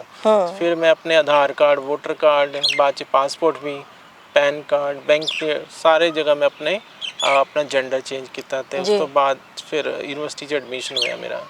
ਯੂਨੀਵਰਸਿਟੀ 'ਚ ਐਡਮਿਸ਼ਨ ਮੀਨਸ ਯੂ ਰੋਟ ਟ੍ਰਾਂਸਜੈਂਡਰ? ਯਾ, ਤੁਸੀਂ ਟ੍ਰਾਂਸਜੈਂਡਰ ਲਿਖਿਆ। ਉਸ ਤੋਂ ਪਹਿਲੇ ਫਿਰ ਫੀਮੇਲ ਲਿਖਦੇ ਸੀ? ਨਹੀਂ ਉਸ ਟਾਈਮ ਮੇਰੇ ਘਰਦੇ ਨੇ ਤਾਂ ਛੁਪਾ ਕੇ ਰੱਖਿਆ ਨਾ ਮੇਲ। ਉਹ ਤਾਂ ਮੇਲ ਲਿਖਦੇ ਸੀ ਤੁਹਾਨੂੰ? ਅੱਛਾ ਜੀ। ਤੇ ਉਹ ਫਿਰ ਮੈਂ ਹਟਾਤੇ, ਮੈਂ ਕਿ ਮੈਂ ਤਾਂ ਮੇਲ ਨਹੀਂ ਹਾਂ। ਫਿਰ ਉਸ ਆਇਡੈਂਟੀਟੀ ਨੂੰ ਜਗ੍ਹਾ ਆਪਣੇ ਸੱਪ ਆਪਣਾ ਕੇਂਚਲ ਬਦਲਦਾ ਨਾ, ਸੋ ਆਪਣੀ ਨਈ ਕਹਿੰਦੇ ਰੈਕਗਨੀਸ਼ਨ, ਖੁਦ ਨੂੰ ਰੈਕਗਨਾਈਜ਼ ਕੀਤਾ ਮੈਂ, ਇਨਕਾਰਨੇਸ਼ਨ ਹੋਇਆ।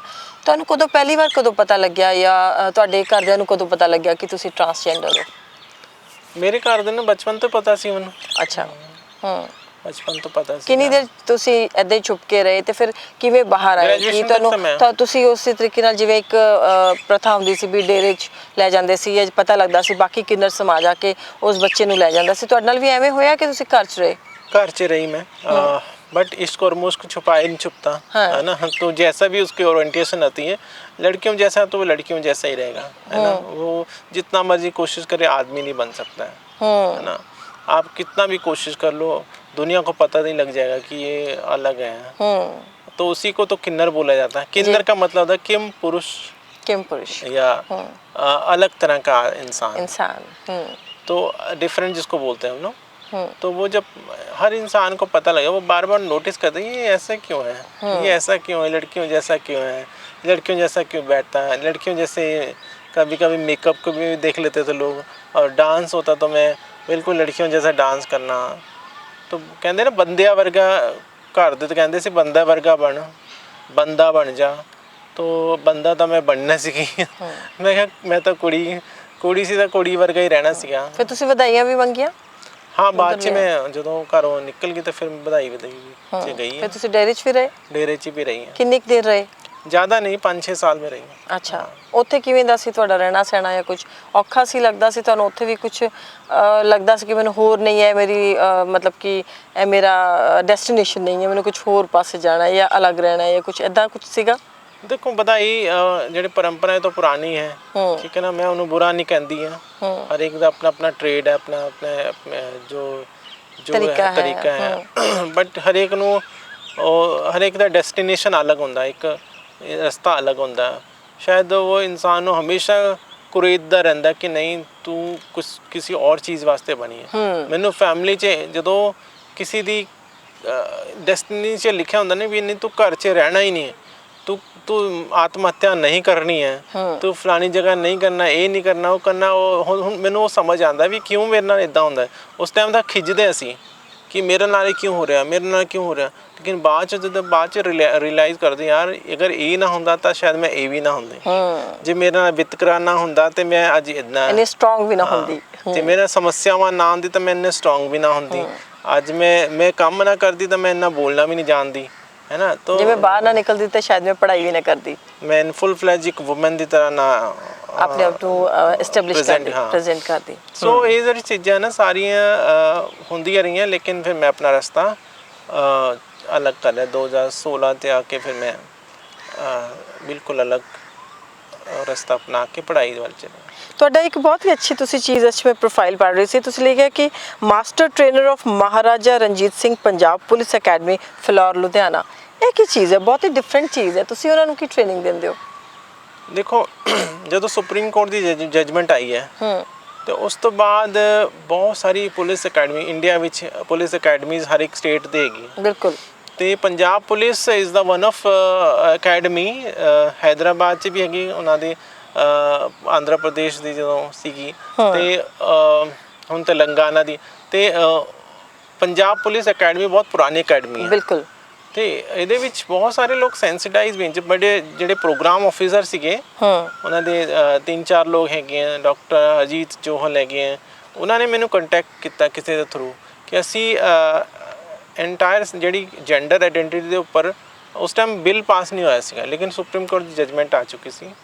ਤੇ ਅਸੀਂ ਪੁਲਿਸ ਨੂੰ ਸੈਂਸਿਟਾਈਜ਼ ਕਰਨਾ ਚਾਹੁੰਦੇ ਹਾਂ ਕਿਉਂਕਿ ਡਜ਼ਨਟ ਮੈਟਰ ਉਹਦੀ ਸੈਕਸ਼ੂਅਲ ਓਰੀਐਂਟੇਸ਼ਨ ਕੀ ਹੈ, ਜੈਂਡਰ ਆਈਡੈਂਟੀਟੀ ਕੀ ਹੈ, ਬਟ ਪੁਲਿਸ ਨੂੰ ਪਤਾ ਹੋਣਾ ਚਾਹੀਦਾ ਕਿਸੇ ਇਨਸਾਨ ਨੇ ਅਗਰ ਕੋਈ ਕ੍ਰਾਈਮ ਕੀਤਾ ਜਾਂ ਉਹਦੇ ਨਾਲ ਵਿਤਕਰਾ ਹੁੰਦਾ ਹੈ, ਕੋਈ ਵੀ ਇਨਸਾਨ ਹੋਵੇ, ਔਰ ਉਹਦੀ ਸੈਕਸ਼ੂਅਲ ਓਰੀਐਂਟੇਸ਼ਨ ਜਾਂ ਜੈਂਡਰ ਆਈਡੈਂਟੀਟੀ ਕਾਰਨ ਉਹਨੂੰ ਪਰੇਸ਼ਾਨੀ ਹੋ ਰਹੀ ਹੈ ਤੇ ਉਹਦੇ ਪਰ ਟ੍ਰੇਨਿੰਗ ਹੋਣੀ ਚਾਹੀਦੀ ਹੈ ਜੀ। ਤੇ ਫਿਰ ਮੈਂ 5-6 ਸਾਲ ਪਹਿਲੇ ਸ਼ੁਰੂ ਕੀਤਾ ਸੀਗਾ। ਕਾਫੀ ਸਾਰੀ ਮੈਂ ਟ੍ਰੇਨਿੰਗਸ ਕੀਤੇ, ਹਜ਼ਾਰਾਂ ਜਿਹੜੇ ਆਫਿਸਰਸ ਨੂੰ ਮੈਂ ਟ੍ਰੇਨਡ ਕੀਤਾ ਹੈ and still it's going on, ਅਜੇ ਵੀ ਚੱਲਦਾ ਪਿਆ। ਉਹਦਾ ਫਾਇਦਾ ਹੋਇਆ ਕੁਝ? ਬਹੁਤ ਸਾਰੇ ਲੋਕ ਉੱਥੇ ਜਦੋਂ ਕੁਐਸਚਨ ਕਰਦੇ ਆ ਮੈਨੂੰ, ਜਦੋਂ ਮੈਂ ਪਹਿਲਾਂ ਆਪਣਾ ਲੈਕਚਰ ਦਿੰਦੀ ਹਾਂ ਤੇ ਉਸ ਤੋਂ ਬਾਅਦ ਸਵਾਲ ਜਵਾਬ ਹੁੰਦੇ ਆ, ਬਹੁਤ ਸਾਰੇ ਲੋਕਾਂ ਦੇ ਨਾਲ ਬੀਤਿਆ ਹੁੰਦਾ ਹੈ ਕਿ ਜਿਹੜੇ ਪੁਲਿਸ ਆਫਿਸਰ ਨਾਲ, ਖਾਸ ਕਰਕੇ ਮੋਸਟਲੀ ਸਾਰੇ ਪੁਲਿਸ ਆਫਿਸਰ ਨਾਲ ਇਹ ਹਰ ਇੱਕ ਟਰਾਂਸਜੈਂਡਰ ਦਾ ਵਾਹ ਪੈਂਦਾ ਹੀ ਹੈ। ਬਿਲਕੁਲ। ਸੋ ਉਹਨਾਂ ਨੂੰ ਸਮਝ ਨਹੀਂ ਆਉਂਦਾ ਕਿਸ ਤਰ੍ਹਾਂ ਅਸੀਂ ਟੈਕਲ ਕੀਤੇ ਸਮੱਸਿਆਵਾਂ, ਇਹਨਾਂ ਦੀ ਸਮੱਸਿਆਵਾਂ ਨੂੰ ਕਿਵੇਂ ਟੈਕਲ। ਸੋ ਮੈਂ ਉਹਨਾਂ ਨੂੰ ਟ੍ਰੇਨ ਕਰਦੀ ਵੀ ਫਲਾਣੀ ਚੀਜ਼ ਇਸ ਤਰ੍ਹਾਂ ਹੋ ਸਕਦੀ, ਇਸ ਤਰ੍ਹਾਂ ਹੁੰਦੀ। ਪਹਿਲੀ ਗੱਲ ਤਾਂ ਉਹਨਾਂ ਨੂੰ ਸਮਝ ਨਹੀਂ ਸੀ ਟਰਾਂਸਜੈਂਡਰ ਹੁੰਦੇ ਕੌਣ ਹੈ ਨਾ। ਉਹ ਕੁਝ ਵੀ ਸਮਝ ਜਾਂਦੇ, ਉਹਨਾਂ ਦੀ ਆਪਣੀ ਸੋਚ ਸੀਗੀ, ਪਰੰਪਰਾਗਤ ਜਿਹੜੇ ਅੰਧ ਵਿਸ਼ਵਾਸ ਵੀ ਸੀਗੇ, ਇਹ ਹੋ ਜਾਂਦਾ ਉਹ ਹੋ ਜਾਂਦਾ। ਸੋ ਸਾਰਿਆਂ ਨੂੰ ਪਹਿਲੇ ਸੈਂਸਿਟਾਈਜ਼ ਕਰਨਾ, ਉਸ ਮੁੱਦੇ 'ਤੇ ਗੱਲ ਕਰਨਾ, sexuality, gender, sex, gender role, gender expression, stereotype ਜਿਹੜੀ ਹੈ ਸਾਡੇ ਸਮਾਜ ਵਿੱਚ ਸਟੀਰੀਓਟਾਈਪ ਬਣੇ ਹੈ, ਟੈਬੂਜ਼ ਬਣੇ ਹੈ, ਉਹ ਸਾਰਿਆਂ ਨੂੰ ਤੋੜਦੇ ਹੋਏ ਫਿਰ ਅੱਗੇ ਵੱਧ ਕੇ ਉਹਨਾਂ ਨੂੰ ਸਮਝਾਉਣ ਦੀ ਕੋਸ਼ਿਸ਼ ਕਰਦੀ ਮੈਂ ਰਹੀ ਹਾਂ। ਅਤੇ ਕਾਫੀ ਲੋਕ ਬਹੁਤ ਸੈਂਸਿਟਾਈਵ, ਉਹਨਾਂ ਨੂੰ ਪਹਿਲੀ ਵਾਰ ਸਮਝ ਆਏ ਕਿ ਅੱਛਾ ਇੱਦਾਂ ਹੁੰਦਾ। ਸੋ ਹੁਣ ਜਾ ਕੇ ਪੰਜਾਬ ਪੁਲਿਸ ਆਪਣੀ ਮਤਲਬ ਦੇ ਵਿੱਚ ਪੁਲਿਸ ਵਿੱਚ ਟਰਾਂਸਜੈਂਡਰ ਦੀ ਭਰਤੀ ਵਾਸਤੇ ਸੋਚ ਰਹੇ ਹਾਂ। ਬਿਲਕੁਲ। ਅੱਛਾ, ਜਿੱਥੇ ਤੱਕ ਗੱਲ ਤੁਸੀਂ ਕਰਦੇ ਹੋ ਖਾਸ ਕਰਕੇ ਟਰਾਂਸਜੈਂਡਰਸ ਜੋ ਜਾਂ ਕਿੰਨਰ ਜਿਹਨਾਂ ਨੂੰ ਹਿਜੜੇ ਵੀ ਕਿਹਾ ਜਾਂਦਾ ਹੈ, ਉਹਨਾਂ ਨੂੰ ਸਾਰਿਆਂ ਨੂੰ ਵੈਸੇ ਤਾਂ ਲੋਕ ਡਰਦੇ ਵੀ ਹੁੰਦੇ ਸੀਗੇ ਉਹਨਾਂ ਤੋਂ। ਪਹਿਲੇ ਜਦੋਂ ਕਦੀ ਕਿਤੇ ਵੀ ਆਉਂਦੇ ਸੀ ਮੁਹੱਲਿਆਂ ਦੇ ਵਿੱਚ, ਥੋੜ੍ਹਾ ਜਿਹਾ ਮਤਲਬ ਕਿ ਬਈ ਕੋਈ ਬਦਦੁਆ ਨਾ ਦੇ ਦੇਣ, ਕੋਈ ਇਸ ਤਰ੍ਹਾਂ ਦਾ ਮੂੰਹ 'ਚੋਂ ਸ਼ਬਦ ਨਾ ਕੱਢ ਦੇਣ, ਉਸ ਚੀਜ਼ ਤੋਂ ਡਰਦੇ ਵੀ ਹੁੰਦੇ ਸੀ ਵੀ ਇਹਨਾਂ ਦੇ ਨਾਲ ਤਾਂ ਬਹੁਤ ਪਿਆਰ ਮੁਹਾਰ ਨਾਲ ਹੱਥ ਜੋੜ ਕੇ ਹੀ ਗੱਲ ਕਰੋ। ਔਰ ਦੂਸਰੇ ਪਾਸੇ ਇੱਕ ਬਿਲਕੁਲ ਡਿਫਰੈਂਟ ਸੀਨ ਜਿਹੜਾ ਤੁਸੀਂ ਕਿਹਾ ਕਿ ਐਜ਼ ਅ ਸੈਕਸ ਵਰਕਰ ਉਹਨਾਂ ਨੂੰ ਕੰਮ ਕੀਤਾ ਜਾਂਦਾ, ਐਬਿਊਜ਼ਸ ਹੁੰਦੀਆਂ ਨੇ, ਤੁਹਾਡੇ ਨਾਲ ਆਪਣੇ ਆਪ ਨਾਲ ਬਹੁਤ ਕੁਝ ਬੀਤਿਆ। ਇਹ ਬਹੁਤ ਡਿਫਰੈਂਟ ਦੋ ਚੀਜ਼ਾਂ ਨਹੀਂ ਹੈ। ਇੱਕ ਪਾਸੇ ਤਾਂ ਸਮਾਜ ਦੇ ਲੋਕ ਡਰਦੇ ਵੀ ਨੇ ਉਹਨਾਂ ਦੀ ਬਦਦੁਆ ਤੋਂ, ਜਦੋਂ ਇਸ ਤਰ੍ਹਾਂ ਦਾ ਕੰਮ ਉਹਨਾਂ ਨਾਲ ਕੀਤਾ ਜਾਂਦਾ ਫਿਰ ਬਦਦੁਆ ਦਾ ਕਿਤੇ ਨਾ ਕਿਤੇ ਉਹਨਾਂ ਦੇ ਮਨ 'ਚ ਖੌਫ ਨਹੀਂ ਹੁੰਦਾ? ਇਹ ਵੀ ਦੋਗਲੇ ਚੀਜ਼ਾਂ ਬਹੁਤ ਹੀ ਵਿਰੋਧ ਹੈਗਾ ਦੋਨਾਂ ਚੀਜ਼ਾਂ ਦੇ ਵਿੱਚ, ਬਹੁਤ ਹੀ ਆਪੋਜ਼ਿਟ ਚੀਜ਼ਾਂ ਨੇ। ਅਸੀਂ ਜਦੋਂ ਕਲਕੱਤਾ ਵਿੱਚ ਜਦੋਂ ਦੁਰਗਾ ਪੂਜਾ ਹੁੰਦੀ ਹੈ ਤੇ ਜਦੋਂ ਮਾਤਾ ਦੀ ਵਿਸਰਜਨ ਕੀਤਾ ਜਾਂਦਾ, ਨਹੀਂ ਮਾਤਾ ਦੀ ਮੂਰਤੀ ਬਣਾਉਂਦੀ, ਤੇ ਅਸੀਂ ਜਦੋਂ ਮਿੱਟੀ ਲੈ ਕੇ, ਸਭ ਤੋਂ ਪਹਿਲੀ ਮਿੱਟੀ ਆਉਂਦੀ ਹੈ ਉਹ ਇੱਕ ਜਿਹੜੀ ਸੈਕਸ ਵਰਕਰ ਜੋ ਨੇ ਉਹਨਾਂ ਦੇ ਆਂਗਨ ਤੋਂ, ਉਹਨਾਂ ਦੇ ਵਿਹੜੇ ਤੋਂ ਮਿੱਟੀ ਲੈ ਕੇ ਆਉਂਦੇ ਆ, ਠੀਕ ਹੈ ਨਾ। ਸੋ ਇਹ ਵੀ ਤਾਂ ਦੋ ਤਰ੍ਹਾਂ ਦੀ ਸੋਚ ਹੈਗੀ ਆ। ਪਹਿਲੇ ਉਹਨਾਂ ਦੇ ਨਾਲ ਹੀ ਤੁਸੀਂ ਵਿਤਕਰਾ ਕਰਦੇ, ਫਿਰ ਉੱਥੇ ਹੀ ਜਾ ਕੇ ਤੁਸੀਂ ਪੂਜਦੇ ਵੀ ਹੋ। ਸੋ ਇਹ ਜਿਹੜੀ ਚੀਜ਼ਾਂ ਨਾ, ਇਹ ਸਮਾਜ ਦੀਆਂ ਅਲੱਗ-ਅਲੱਗ ਤਰ੍ਹਾਂ ਦੀ, ਜਿਹੜੇ ਲੋਕ ਤਾਂ ਰਿਸਪੈਕਟ ਕਰਦੇ ਉਹ ਰਿਸਪੈਕਟ ਕਰਦੇ ਹੀ ਆ। ਜਿਹੜੇ ਸਾਡੇ ਸਮਾਜ ਵਿੱਚ ਬਹੁਤ ਸਾਰੇ ਕ੍ਰਿਮੀਨਲ ਟਾਈਪ ਜਿਹੜੇ ਹੈ, ਜਾਂ ਫਿਰ ਆਪਣੀ ਫੈਮਿਲੀ ਨੂੰ ਧੋਖਾ ਦਿੰਦੇ ਹੈ ਨਾ, ਤੇ ਉਸ ਤਰ੍ਹਾਂ ਦੇ ਲੋਕ ਵੀ, ਉਹਨਾਂ ਦੇ ਵਾਸਤੇ ਕੋਈ ਧਰਮ ਜਾਂ ਕੋਈ ਉਹਨਾਂ ਦੇ ਵਾਸਤੇ ਕੋਈ ਰੂਲਸ ਨਹੀਂ ਦਿਮਾਗ 'ਚ ਆਉਂਦਾ ਹੈ ਨਾ। ਉਹ ਬਸ ਕ੍ਰਿਮੀਨਲ ਟਾਈਪ ਦੇ ਉਹਨਾਂ ਦੀ ਮੈਂਟੈਲਿਟੀ ਹੁੰਦੀ ਹੈ। ਉਸ ਤਰ੍ਹਾਂ ਦੇ ਲੋਕ, ਜਾਂ ਫਿਰ ਕਹਿ ਸਕਦੇ ਆ ਕਿ ਸੈਕਸ ਦੇ ਭੁੱਖੇ ਲੋਕ ਹੁੰਦੇ ਆ, ਉਹ ਫਿਰ ਆਉਂਦੇ ਹੈ ਔਰ ਉਹਨਾਂ ਨੂੰ ਕੋਈ ਫਰਕ ਨਹੀਂ ਪੈਂਦਾ ਕਿ ਉਹ ਟਰਾਂਸਜੈਂਡਰ ਹੈ, ਉਹ ਫੀਮੇਲ ਨਾਲ ਕਰ ਰਹੇ ਆ, ਉਹਨਾਂ ਨੂੰ ਕੋਈ ਫਰਕ, ਉਹਨਾਂ ਨੂੰ ਬਸ ਉਹਨਾਂ ਨੂੰ ਇੰਜੋਏ ਕਰਨਾ ਬਸ। ਇੱਥੇ ਜਿਹੜੀ ਇੱਕ ਗੱਲ ਤੁਸੀਂ ਡਰੱਗਸ ਅਬਿਊਜ਼ ਦੀ ਵੀ ਗੱਲ ਕੀਤੀ, ministry of social justice and employment, government of India ਦੇ ਮਾਸਟਰ ਟ੍ਰੇਨਰ ਤੁਸੀਂ ਨਾਕੋ ਦੇ ਹੈਗੇ ਹੋ। ਡਰੱਗ ਅਬਿਊਜ਼ ਜਾਂ ਨਾਕੋ ਦੇ ਵਿੱਚ ਤੁਸੀਂ ਕੀ ਕੰਮ ਕਰ ਰਹੇ ਹੋ, ਇਹਦੇ ਵਿੱਚ ਕਿਸ ਤਰ੍ਹਾਂ ਦੀ ਟ੍ਰੇਨਿੰਗ ਦੇ ਰਹੇ ਹੋ? ਮੈਂ ਨਾ ਮਿਨਿਸਟਰੀ ਦੀ ਜੋ ਟ੍ਰੇਨਿੰਗ ਹੋਈ ਸੀ, ministry of social justice and empowerment, government of India ਦੀ, ਸਾਨੂੰ ਟ੍ਰੇਨਿੰਗ ਦਿੱਤੀ ਗਈ ਸੀ ਡਰੱਗ ਅਬਿਊਜ਼ ਦੇ ਵਿੱਚ ਜੀ, ਦਿੱਲੀ ਵਿੱਚ। ਤੇ 5 ਦਿਨ ਦੀ ਟ੍ਰੇਨਿੰਗ ਸੀ, ਤੇ ਅਸੀਂ ਫਿਰ ਮਾਸਟਰ ਟ੍ਰੇਨਰ ਸਾਡਾ ਸਰਟੀਫਿਕੇਟ ਬਣਿਆ। ਤੇ ਅਸੀਂ ਸਟੇਟ ਵਿੱਚ, ਪੰਜਾਬ ਤੇ ਯੂਟੀ ਵਿੱਚ ਜਦੋਂ ਵੀ ਟ੍ਰੇਨਿੰਗ ਹੁੰਦੀ ਹੈ ਡਰੱਗ ਅਬਿਊਜ਼ ਦੇ, ਜਿਹੜੇ ਨਸ਼ਾ ਕਰਦੇ ਨੇ, ਨਸ਼ਾ ਜਿਹੜੇ ਲੈਂਦੇ ਆ ਲੋਕ, ਹਾਂਜੀ, ਉਹਨਾਂ ਦੇ ਅਸੀਂ ਟ੍ਰੇਨਿੰਗ ਕਰਦੇ ਹਾਂ। ਤੁਸੀਂ ਕੀ ਟ੍ਰੇਨਿੰਗ ਦਿੰਦੇ ਹੋ, ਕੀ ਤੁਹਾਡਾ ਕੀ ਰੋਲ ਰਹਿੰਦਾ ਉੱਥੇ? ਟ੍ਰੇਨਿੰਗ ਦੇਖੋ, ਅਸੀਂ ਪਹਿਲੇ ਤਾਂ ਕਮਿਊਨਿਟੀ ਦੇ ਵਿੱਚ ਜਾ ਕੇ, ਜਿਹੜੇ ਖਾਸ ਕਰਕੇ ਟਰਾਂਸਜੈਂਡਰ ਜਿਹੜੇ ਨਸ਼ਾ ਕਰਦੇ ਆ, ਉਹਨਾਂ ਨੂੰ ਜਿਹੜੇ ਡਰੱਗ ਯੂਜ਼ ਹੈ, ਯੂਜ਼ਰਸ ਹੈ, ਉਹਨਾਂ ਨੂੰ ਉਹਦੇ ਹਾਨੀ ਜਿਹੜੀ ਹੁੰਦੀ ਉਹਨਾਂ ਦੇ ਬਾਰੇ ਦੱਸਦੇ ਆ, ਤੇ ਕਿਸ ਤਰ੍ਹਾਂ ਕਿਹਨੂੰ ਹਟਾ ਸਕਦੇ ਆ, ਜਾਂ ਫਿਰ ਅਸੀਂ ਉਹਨਾਂ ਨੂੰ ਜਿਹੜੇ ਰੀਹੈਬਿਲਿਟੇਸ਼ਨ ਸੈਂਟਰਸ ਹੈ ਉਹਨਾਂ ਦੇ ਨਾਲ ਉਹਨਾਂ ਨੂੰ ਅਟੈਚ ਕਰਦੇ ਆ। ਸੋ ਟ੍ਰੇਨਿੰਗ ਦਾ ਮਤਲਬ ਹੈ ਕਿ ਉਹਨਾਂ ਨੂੰ ਪਹਿਲੇ ਉਹਦੇ ਸਾਰੇ ਹਾਨੀਆਂ ਜਿਹੜੀਆਂ ਸਾਰੇ ਪਹਿਲੂ ਦੱਸਣੇ ਵੀ ਕੀ ਦਾ ਨੁਕਸਾਨ ਹੋਣਾ, ਤੇ ਇਹਦੇ ਵਿੱਚ ਬਾਅਦ 'ਚ ਕਿ ਬੰਦਾ ਇਨਸਾਨ ਕੋਲੈਪਸ ਹੋ ਜਾਂਦਾ ਹੈ ਨਾ। ਤੇ ਉਹ ਜਿਹੜੀ ਉਸਦੀ ਅਸਲੀ ਲੜਾਈ ਹੈ ਸਮਾਜ ਨਾਲ, ਉਹ ਹੋਰ ਦੋਹਰੀ ਹੋ ਜਾਂਦੀ ਹੈ। ਇੱਕ ਤਾਂ ਪਹਿਲੇ ਆਪਣੀ ਪਹਿਚਾਣ ਦੀ ਲੜਾਈ ਹੈ, ਉੱਪਰੋਂ ਡਰੱਗ ਯੂਜ਼ਰ ਹੈ, ਤੇ ਲੋਕਾਂ ਦੇ ਵਿੱਚ ਫਿਰ ਐਕਸੈਪਟੈਂਸ ਨਹੀਂ, ਬੰਦਾ ਪਹਿਲੇ ਹੀ ਭੱਜ ਜਾਂਦਾ। ਤੇ ਇਸ ਕਰਕੇ ਉਹ, ਜਿਸ ਤਰ੍ਹਾਂ ਹੁਣ ਕੋਈ ਇਨਸਾਨ ਸ਼ਰਾਬੀ ਹੈ, ਸ਼ਰਾਬੀ ਨੂੰ ਦੇਖ ਕੇ ਵੈਸੇ ਹੀ ਦੂਰ ਹੋ ਜਾਂਦਾ ਇਨਸਾਨ ਨਾ, ਭਾਵੇਂ ਉਹ ਕਿੰਨਾ ਵੀ ਚੰਗਾ ਹੋਵੇ। ਤੇ ਇਸੇ ਕਰਕੇ, ਔਰ ਫਿਰ ਦੂਸਰੀ ਉਹਦੇ ਸਰੀਰ ਨੂੰ ਕਿੰਨਾ ਨੁਕਸਾਨ ਹੈ ਨਾ। ਤਾਂ ਇਹ ਸਾਰੀ ਚੀਜ਼ਾਂ ਫਿਰ ਜਿਹੜੇ ਇਸ ਖੇਤਰ 'ਚ ਕੰਮ ਕਰ ਰਹੇ ਹੈ, ਉਹਨਾਂ ਨੂੰ ਵੀ ਟ੍ਰੇਨਿੰਗ ਦਿੰਦੇ ਵੀ ਇਹ ਸਭ ਚੀਜ਼ਾਂ ਤੁਸੀਂ ਦੱਸਣੀਆਂ ਹੈ, ਇਸ ਤਰ੍ਹਾਂ ਤੁਸੀਂ ਟ੍ਰੇਨਿੰਗ ਦੇਣੀ, ਇਸ ਤਰ੍ਹਾਂ ਕਾਉਂਸਲਿੰਗ ਕਰਨੀ ਹੈ। ਐਂਡ ਨੈਕੋ ਦਾ ਅਸੀਂ ਨੈਸ਼ਨਲ ਏਡਸ ਕੰਟਰੋਲ ਆਰਗੇਨਾਈਜੇਸ਼ਨ ਜਿਹੜੀ ਹੈ, ਉਹ ਵੀ ਮਿਨਿਸਟਰੀ ਆਫ ਹੈਲਥ ਦੇ ਅੰਡਰ ਆਉਂਦੀ। ਤੇ ਅਸੀਂ ਮੈਂ HIV ਏਡਸ ਵਿੱਚ ਵੀ ਕਰੀਬਨ 7-8 ਸਾਲ ਕੰਮ ਕੀਤਾ ਹੈ। ਜਦੋਂ ਇਨਕਮ ਦਾ ਕੋਈ ਸੋਰਸ ਨਹੀਂ, ਫਿਰ ਉਹ ਵੀ ਅਸੀਂ ਕੰਮ ਕੀਤਾ। ਟ੍ਰਾਂਸਜੈਂਡਰਸ ਨੂੰ ਵੀ ਪ੍ਰੋਬਲਮ ਕਾਫੀ ਆ ਜਾਂਦੀ ਹੈ। ਆਊਟਰੀਚ ਵਰਕਰ ਜਿਹੜੇ ਮੈਂ ਉਹ ਜਿੱਥੇ ਸੈਕਸ ਵਰਕ ਵਿੱਚ ਹੈਗੇ, ਉਹਨਾਂ ਨੂੰ ਪ੍ਰੀਵੈਂਸ਼ਨ ਦੇ ਬਾਰੇ ਦੱਸਦੀ ਹਾਂ ਕਿ ਤੁਸੀਂ ਸੇਫਟੀ ਯੂਜ਼ ਕਰਨਾ। ਮੈਂ ਤੁਹਾਨੂੰ ਇਹਦੇ ਵਿੱਚੋਂ ਛੁਡਾ ਤਾਂ ਸਕਦੀ ਨਹੀਂ, ਕਿਉਂਕਿ ਫਿਰ ਮੈਂ ਜੌਬਸ ਕ੍ਰੀਏਟ ਨਹੀਂ ਕਰ ਸਕਦੀ। ਸਿਰਫ ਮੈਂ ਤੁਹਾਨੂੰ ਸੇਫਟੀ ਦੇ ਮੈਜ਼ਰਸ ਹੈ ਉਹ ਦੱਸ ਸਕਦੀ ਵੀ ਤੁਸੀਂ ਇਹ ਜਗ੍ਹਾ ਹੈ, ਜੇ ਕੋਈ ਇਨਫੈਕਟਡ ਹੋ ਜਾਂਦਾ ਹੈ, ਕੋਈ STI ਸੈਕਸ਼ੂਅਲ ਟ੍ਰਾਂਸਮਿਟਡ ਇਨਫੈਕਸ਼ਨਸ ਹੈ, ਜਾਂ HIV ਦਾ ਇਨਫੈਕਸ਼ਨ ਆਉਂਦਾ ਹੈ, ਤੇ ਕਿੱਥੇ ਕਿੱਥੇ ਤੁਸੀਂ ਜਾਣਾ ਹੈ। ART ਸੈਂਟਰ ਹੈ, ਫਲਾਣੀ ਜਗ੍ਹਾ ਸੁਰੱਖਿਆ ਕਲੀਨਿਕ ਬਣੇ ਹੈ, ਤੁਸੀਂ ਇਹਦਾ ਪ੍ਰੋਪਰ ਟ੍ਰੀਟਮੈਂਟ ਕਰਵਾਉਣਾ। ਸੋ ਸਾਰੇ ਪ੍ਰੋਸੈਸ ਅਸੀਂ ਦੱਸਦੇ ਹਾਂ। ਤੁਸੀਂ ਫਸਟ ਟਰਾਂਸਜੈਂਡਰ ਸਟੂਡੈਂਟ ਰਹੇ ਹੋ ਪੰਜਾਬ ਯੂਨੀਵਰਸਿਟੀ ਦੇ, ਜਦੋਂ ਪਹਿਲੇ ਮੀਨਸ ਕਿ ਪਹਿਲਾ ਕਿੰਨਰ ਸਮਾਜ 'ਚੋਂ ਪਹਿਲਾ ਕਿੰਨਰ ਉੱਥੇ ਪੰਜਾਬ ਯੂਨੀਵਰਸਿਟੀ 'ਚ ਗਿਆ, ਤੇ ਜਦੋਂ ਤੁਸੀਂ ਉੱਥੇ ਗਏ, ਤੁਸੀਂ ਐਡਮਿਸ਼ਨ ਲਈ, ਤੇ ਜਦੋਂ ਐਡਮਿਸ਼ਨ ਦੇ ਪ੍ਰੋਸੈਸ 'ਚ ਸੀਗੇ ਜਾਂ ਐਡਮਿਸ਼ਨ ਲੈ ਲਈ, ਤੁਹਾਨੂੰ ਬਹੁਤ ਔਖਾ ਨਹੀਂ ਲੱਗਿਆ ਤੁਹਾਨੂੰ ਆਪਣੇ ਆਪ ਨੂੰ ਵੀ, ਜਾਂ ਲੋਕਾਂ ਨੇ ਤੁਹਾਨੂੰ ਜਦੋਂ ਐਕਸੈਪਟ ਕਰ ਲਿਆ, ਕਿਵੇਂ ਦਾ ਉਹ ਮਾਹੌਲ ਸੀ? ਕਿਉਂਕਿ ਜਦੋਂ ਤੁਸੀਂ ਐਡਮਿਸ਼ਨ ਵੀ ਲੈ ਰਹੇ ਸੀਗੇ, ਤੁਹਾਨੂੰ ਕਿਤੇ ਲੱਗਿਆ ਹੋਏ ਕਿ ਮੈਨੂੰ ਕਿਤੇ ਐਕਸੈਪਟ ਕਰਨ, ਰਿਜੈਕਟ ਕਰਨ, ਡੈਫੀਨਿਟਲੀ ਰਿਜੈਕਸ਼ਨ ਦਾ ਜ਼ਿਆਦਾ ਤੁਹਾਨੂੰ ਡਰ ਹੋਏਗਾ ਉਸ ਟਾਈਮ 'ਤੇ ਵੀ। ਇਨਸਾਨ ਜਦੋਂ ਚੱਲਦਾ ਨਾ ਰਸਤੇ 'ਚ, ਆਪਣੇ ਨੂੰ ਪਤਾ ਹੁੰਦਾ ਮੈਂ ਮਤਲਬ ਜਾਂ ਤਾਂ ਐਕਸੈਪਟਡ ਜਾਂ ਫਿਰ ਰਿਜੈਕਟਡ। ਸੋ ਮੇਰਾ ਰਸਤਾ ਤਾਂ ਸਾਫ਼ ਸੀਗਾ, ਕਲੀਅਰ। ਮੈਂ ਕੋਈ ਕਿਸੇ ਨੂੰ ਨੁਕਸਾਨ ਪਹੁੰਚਾਉਣ ਵਾਸਤੇ ਤਾਂ ਨਹੀਂ ਜਾ ਰਹੀ ਸੀ ਜੀ।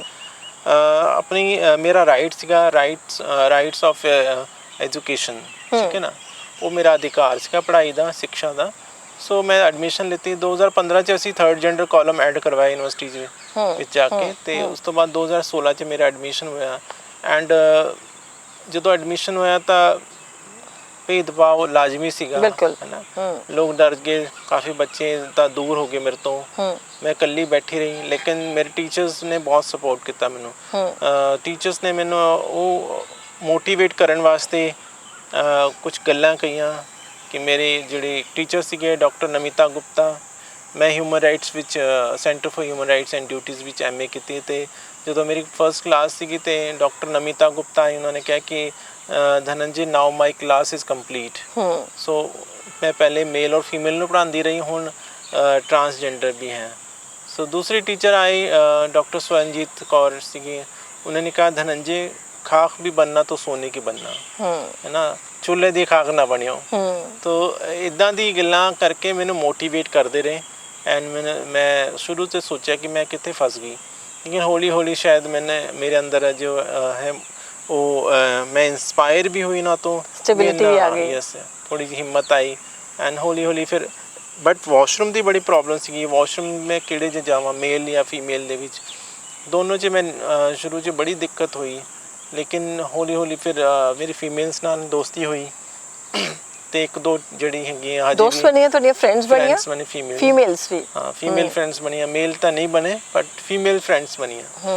सो फिर असी कुछ सोल्यूशन कढ़िया वॉशरूम का।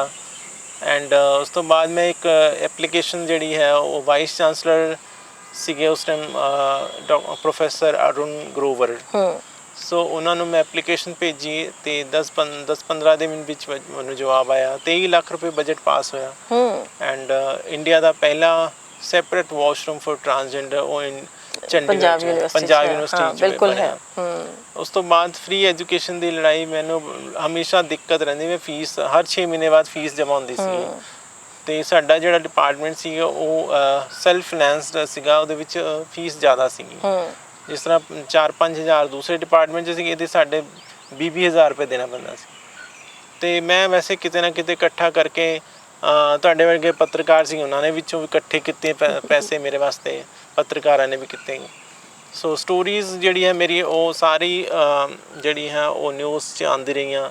ਕਾਫੀ ਸਪੋਰਟ ਰਿਹਾ ਮੀਡੀਆ ਦਾ ਮੈਨੂੰ, ਚਾਹੇ ਉਹ ਇਲੈਕਟ੍ਰੋਨਿਕ ਹੋ ਭਾਵੇਂ ਉਹ ਪ੍ਰਿੰਟ ਮੀਡੀਆ ਹੋਵੇ, ਦੋਨਾਂ ਨੇ ਬਹੁਤ ਸਪੋਰਟ ਕੀਤਾ ਮੈਨੂੰ। ਤੇ ਫੀਸ ਦਾ ਮੁੱਦਾ ਜਿਹੜਾ ਸੀ ਉਹ ਥੋੜਾ ਲੰਬਾ ਖਿੱਚ ਗਿਆ। ਮੇਰੀ ਫੀਸ ਸਾਰੀ ਮੈਨੂੰ ਪੇ ਕਰਨੀ ਨਹੀਂ, ਮੈਨੂੰ ਪੇ ਕਰਨੀ ਪਈ। ਬਟ ਮੇਰੇ ਨਾਲ ਦੇ ਅੱਗੇ ਆਉਣ ਵਾਲੇ ਸਟੂਡੈਂਟ ਸੀਗੇ ਜਿਹੜੇ, ਉਹਨਾਂ ਨੂੰ ਫਿਰ ਮੈਂ ਹਮੇਸ਼ਾ ਅੱਗੇ ਲੜਦੀ ਰਹੀ ਇਸ ਵਾਸਤੇ।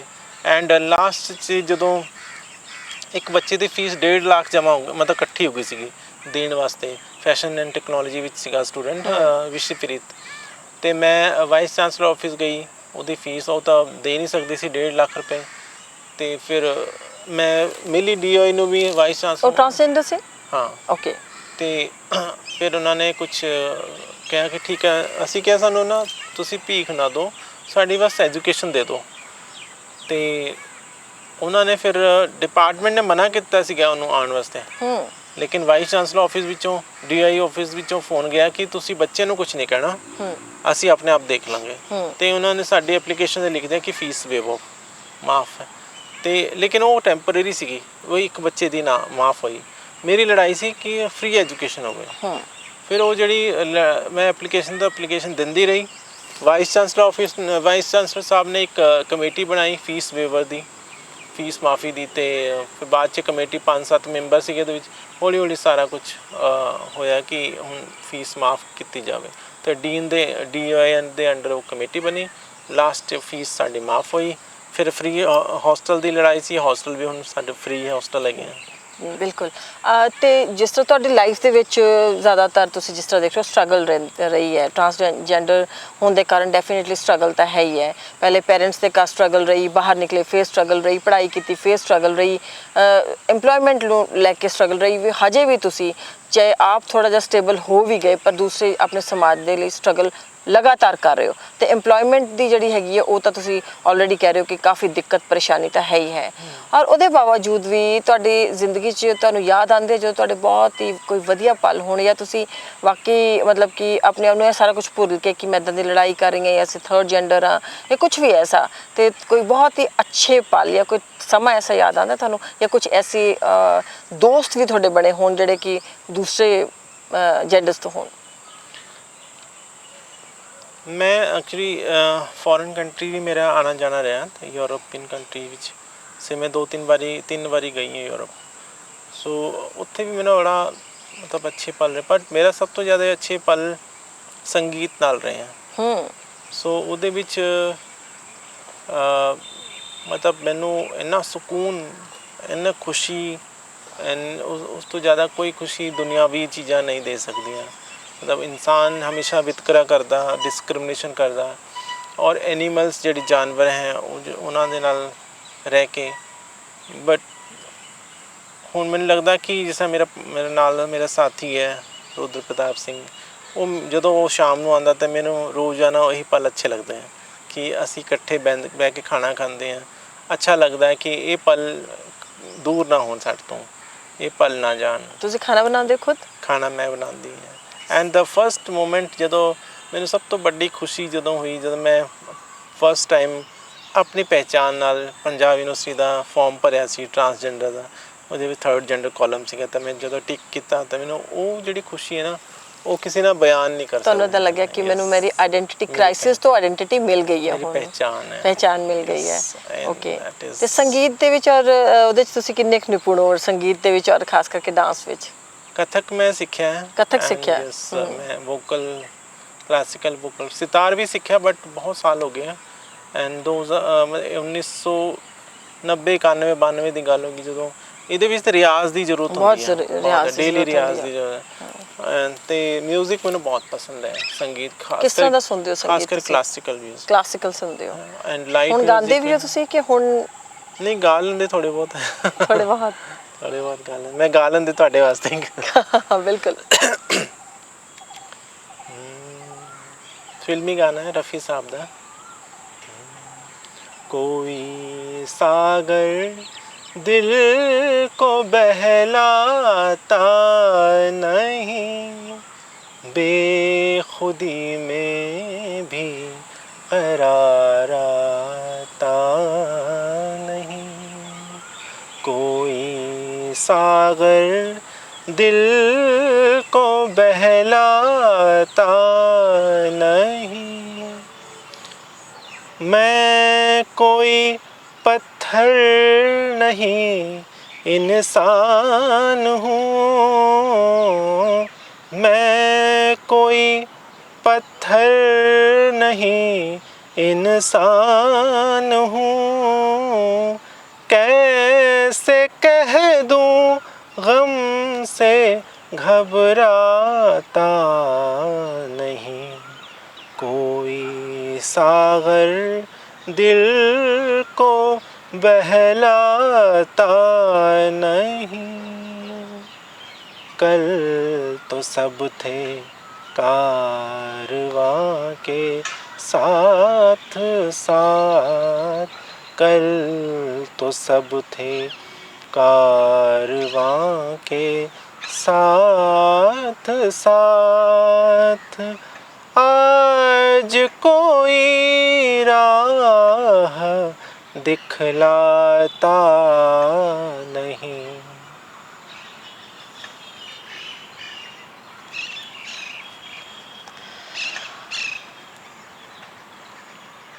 I understand. Sorry. No, it's okay. I understand. No problem. I understand. So मैं 2018 ਵਿੱਚ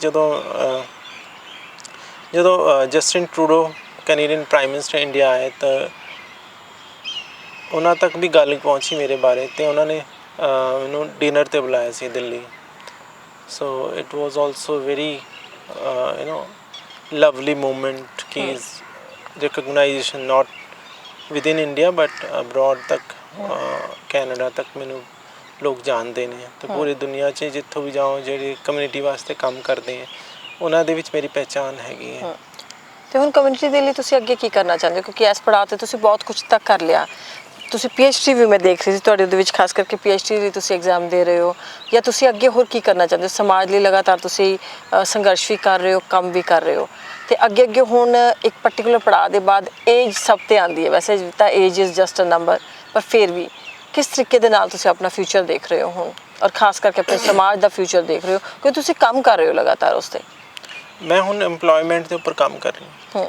ਸੋ ਸਟੇਬਿਲਿਟੀ ਚਾਹੀਦੀ ਹੈ ਲਾਈਫ ਵਿੱਚ, ਐਂਡ ਸਟੇਬਿਲਿਟੀ ਜਿਹੜੀ it's comes with financial stability. ਜਦੋਂ ਹੁੰਦੀ ਹੈ ਫਾਈਨੈਂਸ ਦੀ ਪ੍ਰੋਬਲਮ ਖਤਮ ਹੋ ਜਾਏ ਤੇ ਸਟੇਬਿਲਿਟੀ ਰਹਿੰਦੀ ਹੈ।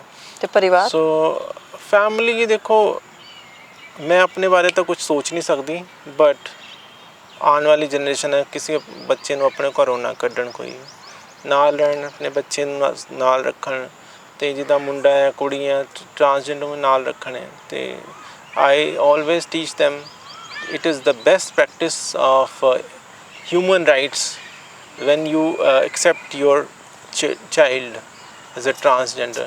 So it is the best way, and ਤੁਸੀਂ ਬਾਹਰ ਵਕਾਲਤ ਕਰਦੇ ਹੋ ਹਿਊਮਨ ਰਾਈਟਸ ਦੀ, ਜਦੋਂ ਤੁਸੀਂ ਆਪਣੇ ਘਰ ਵਿੱਚ ਇੱਕ ਟਰਾਂਸਜੈਂਡਰ ਨੂੰ ਐਕਸੈਪਟ ਕਰਦੇ ਹੋ, ਇਟ ਇਜ਼ ਬੈਸਟ ਪ੍ਰੈਕਟਿਸ। ਵੈਸੇ ਵੀ ਕਈ ਵਾਰ ਜਦੋਂ ਕੋਈ ਬੱਚਾ, ਕੋਈ ਸਪੋਜ਼ ਕਰੋ ਕੋਈ ਪੈਰਾਲਾਈਜ਼ਡ ਹੋ ਜਾਂਦਾ, ਕਿਸੇ ਦਾ ਬੱਚਾ ਪੈਦਾ, ਕਿਸੇ ਨੂੰ ਪੈਰਾਲਾਈਜ਼ ਹੋ ਜਾਂਦਾ ਹੈ, ਬਚਪਨ ਤੋਂ ਹੀ ਪੈਰਾਲਾਈਜ਼ਡ ਬੱਚਾ ਹੋ ਜਾਂਦਾ ਹੈ, ਜਾਂ ਥੋੜ੍ਹਾ ਡਿਫਾਰਮਡ ਬੱਚਾ ਹੁੰਦਾ ਹੈ, ਕੋਈ ਉਹਦਾ ਅੰਗ ਭੰਗ ਹੁੰਦਾ ਹੈ, ਔਰ ਉਹ ਡਿਫਾਰਮਿਟੀ 'ਚ ਹੁੰਦਾ, ਤਾਂ ਵੀ ਤਾਂ ਕਈ ਵਾਰੀ ਪੇਰੈਂਟਸ ਉਹਨੂੰ ਰੱਖਦੇ ਹੈ, ਸਮਾਜ ਉਹਨੂੰ ਐਕਸੈਪਟ ਕਰਦਾ ਹੈ। ਆਪਾਂ ਕਈ ਵਾਰੀ ਦੇਖਦੇ ਹਾਂ ਪ੍ਰੈਮਸ ਦੇ ਵਿੱਚ ਉਹ ਨਾਲ ਲਈ ਫਿਰਦੇ ਹੈ, ਕਈ ਵਾਰੀ ਉਹ ਕਾਫੀ ਏਜ ਤੱਕ ਵੱਡੇ ਹੋ ਕੇ ਨਾਲ ਤੱਕ ਰਹਿੰਦੇ ਹੈਗੇ ਹੈ। ਤਾਂ ਫਿਰ ਇੱਕ ਟਰਾਂਸਜੈਂਡਰ ਵੈਸੇ ਉਹ ਠੀਕ ਠਾਕ ਹੈ, ਤੁਰ ਫਿਰ ਸਕਦਾ ਹੈ, ਆਪ ਚੁੱਕ ਕੇ ਖਾ ਸਕਦਾ ਹੈ, ਆਪੇ ਨਹਾ ਸਕਦਾ ਹੈ, ਆਪੇ ਉਹ ਕਿਤੇ ਨਾ ਕਿਤੇ ਕੋਈ ਕੰਮਕਾਜ ਵੀ ਕਰ ਸਕਦਾ ਹੈ, ਅਤੇ ਉਹਨਾਂ ਨੂੰ ਇੱਕ ਸਾਈਡ ਤੇ ਧਕੇਲਣਾ ਵਾਕਈ ਹਿਊਮਨ ਰਾਈਟਸ ਤੇ ਵਾਕਈ ਉਲਟ ਲੱਗਦਾ, ਕਿਉਂਕਿ ਹਿਊਮਨ ਬੀਇੰਗਸ ਤਾਂ ਹੈ ਹੀ ਨੇ, ਮੇਲ ਫੀਮੇਲ ਚਾਹੇ ਨਹੀਂ ਹੋਣਗੇ, ਪਰ ਹਿਊਮਨਸ ਤਾਂ ਹੈ ਨੇ। ਇਹ ਨਾ ਦੇਖੋ, ਇਨਸਾਨ ਦੀ ਅਪੰਗਤਾ ਹੈ ਮੈਂਟਲੀ, ਉਹ ਅਸੀਂ ਸਰੀਰ ਤੋਂ ਕੋਈ ਹੋ ਸਕਦਾ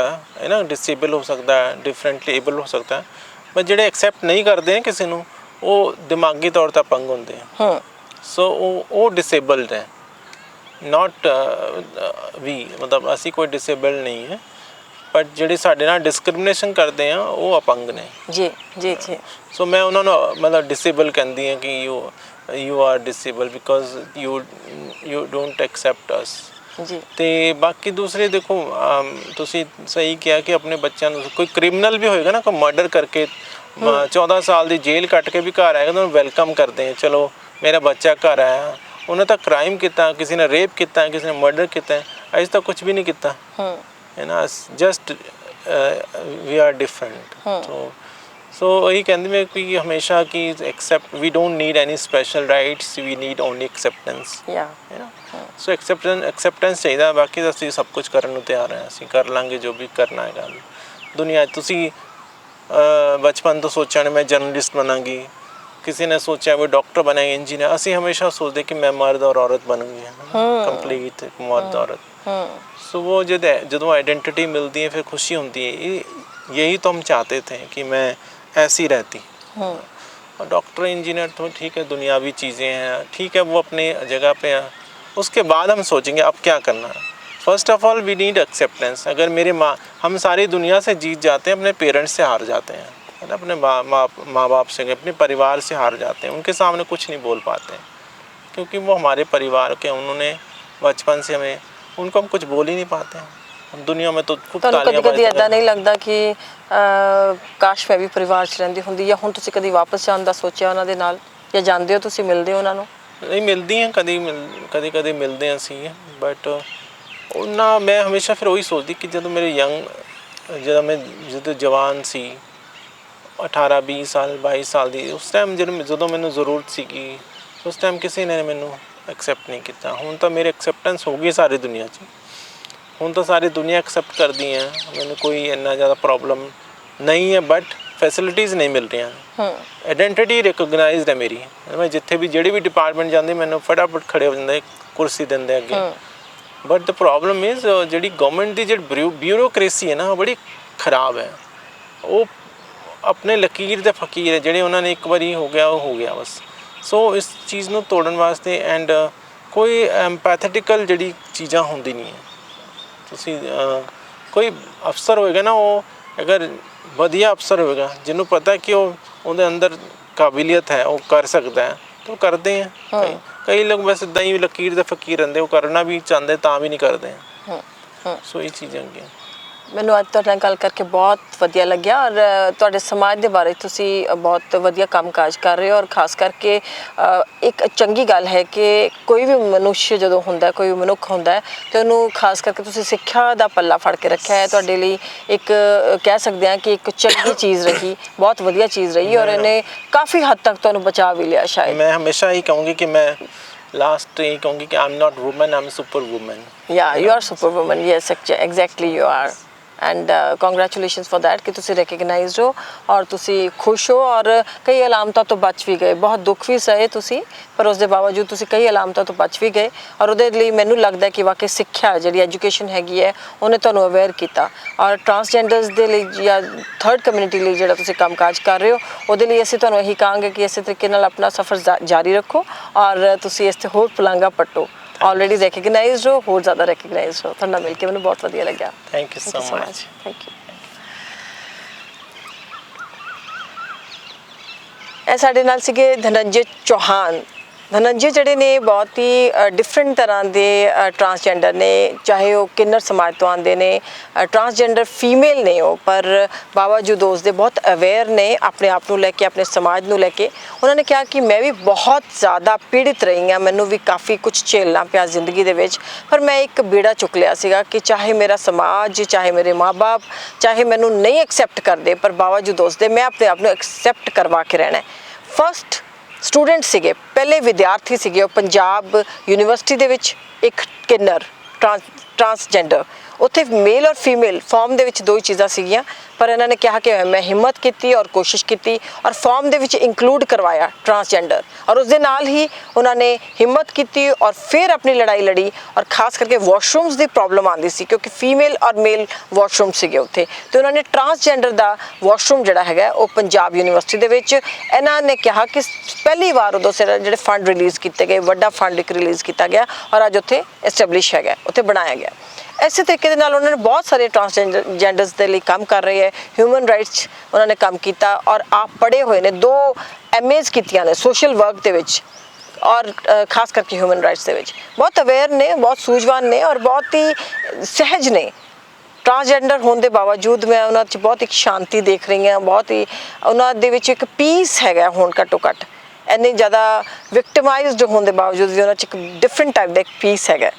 ਉਹ ਚੀਜ਼ ਜਿਹੜੀ ਹੈ ਬਹੁਤ ਵੱਡੀ ਹੁੰਦੀ ਹੈ, ਔਰ ਵਾਕਈ ਹੀ ਚਾਹੇ ਪ੍ਰਕਿਰਤੀ ਨੇ ਮੇਲ ਔਰ ਫੀਮੇਲ, ਔਰਤ ਔਰ ਮਰਦ ਬਣਾਏ ਨੇ, ਪਰ ਇਹ ਵੀ ਪ੍ਰਕਿਰਤੀ ਨੇ ਹੀ ਬਣਾਏ ਨੇ। ਵਾਕਈ ਥਰਡ ਜੈਂਡਰ ਜਾਂ ਟਰਾਂਸਜੈਂਡਰਸ ਦਾ ਕਿਸੇ ਤਰ੍ਹਾਂ ਦਾ ਕੋਈ ਕਸੂਰ ਨਹੀਂ ਹੈ।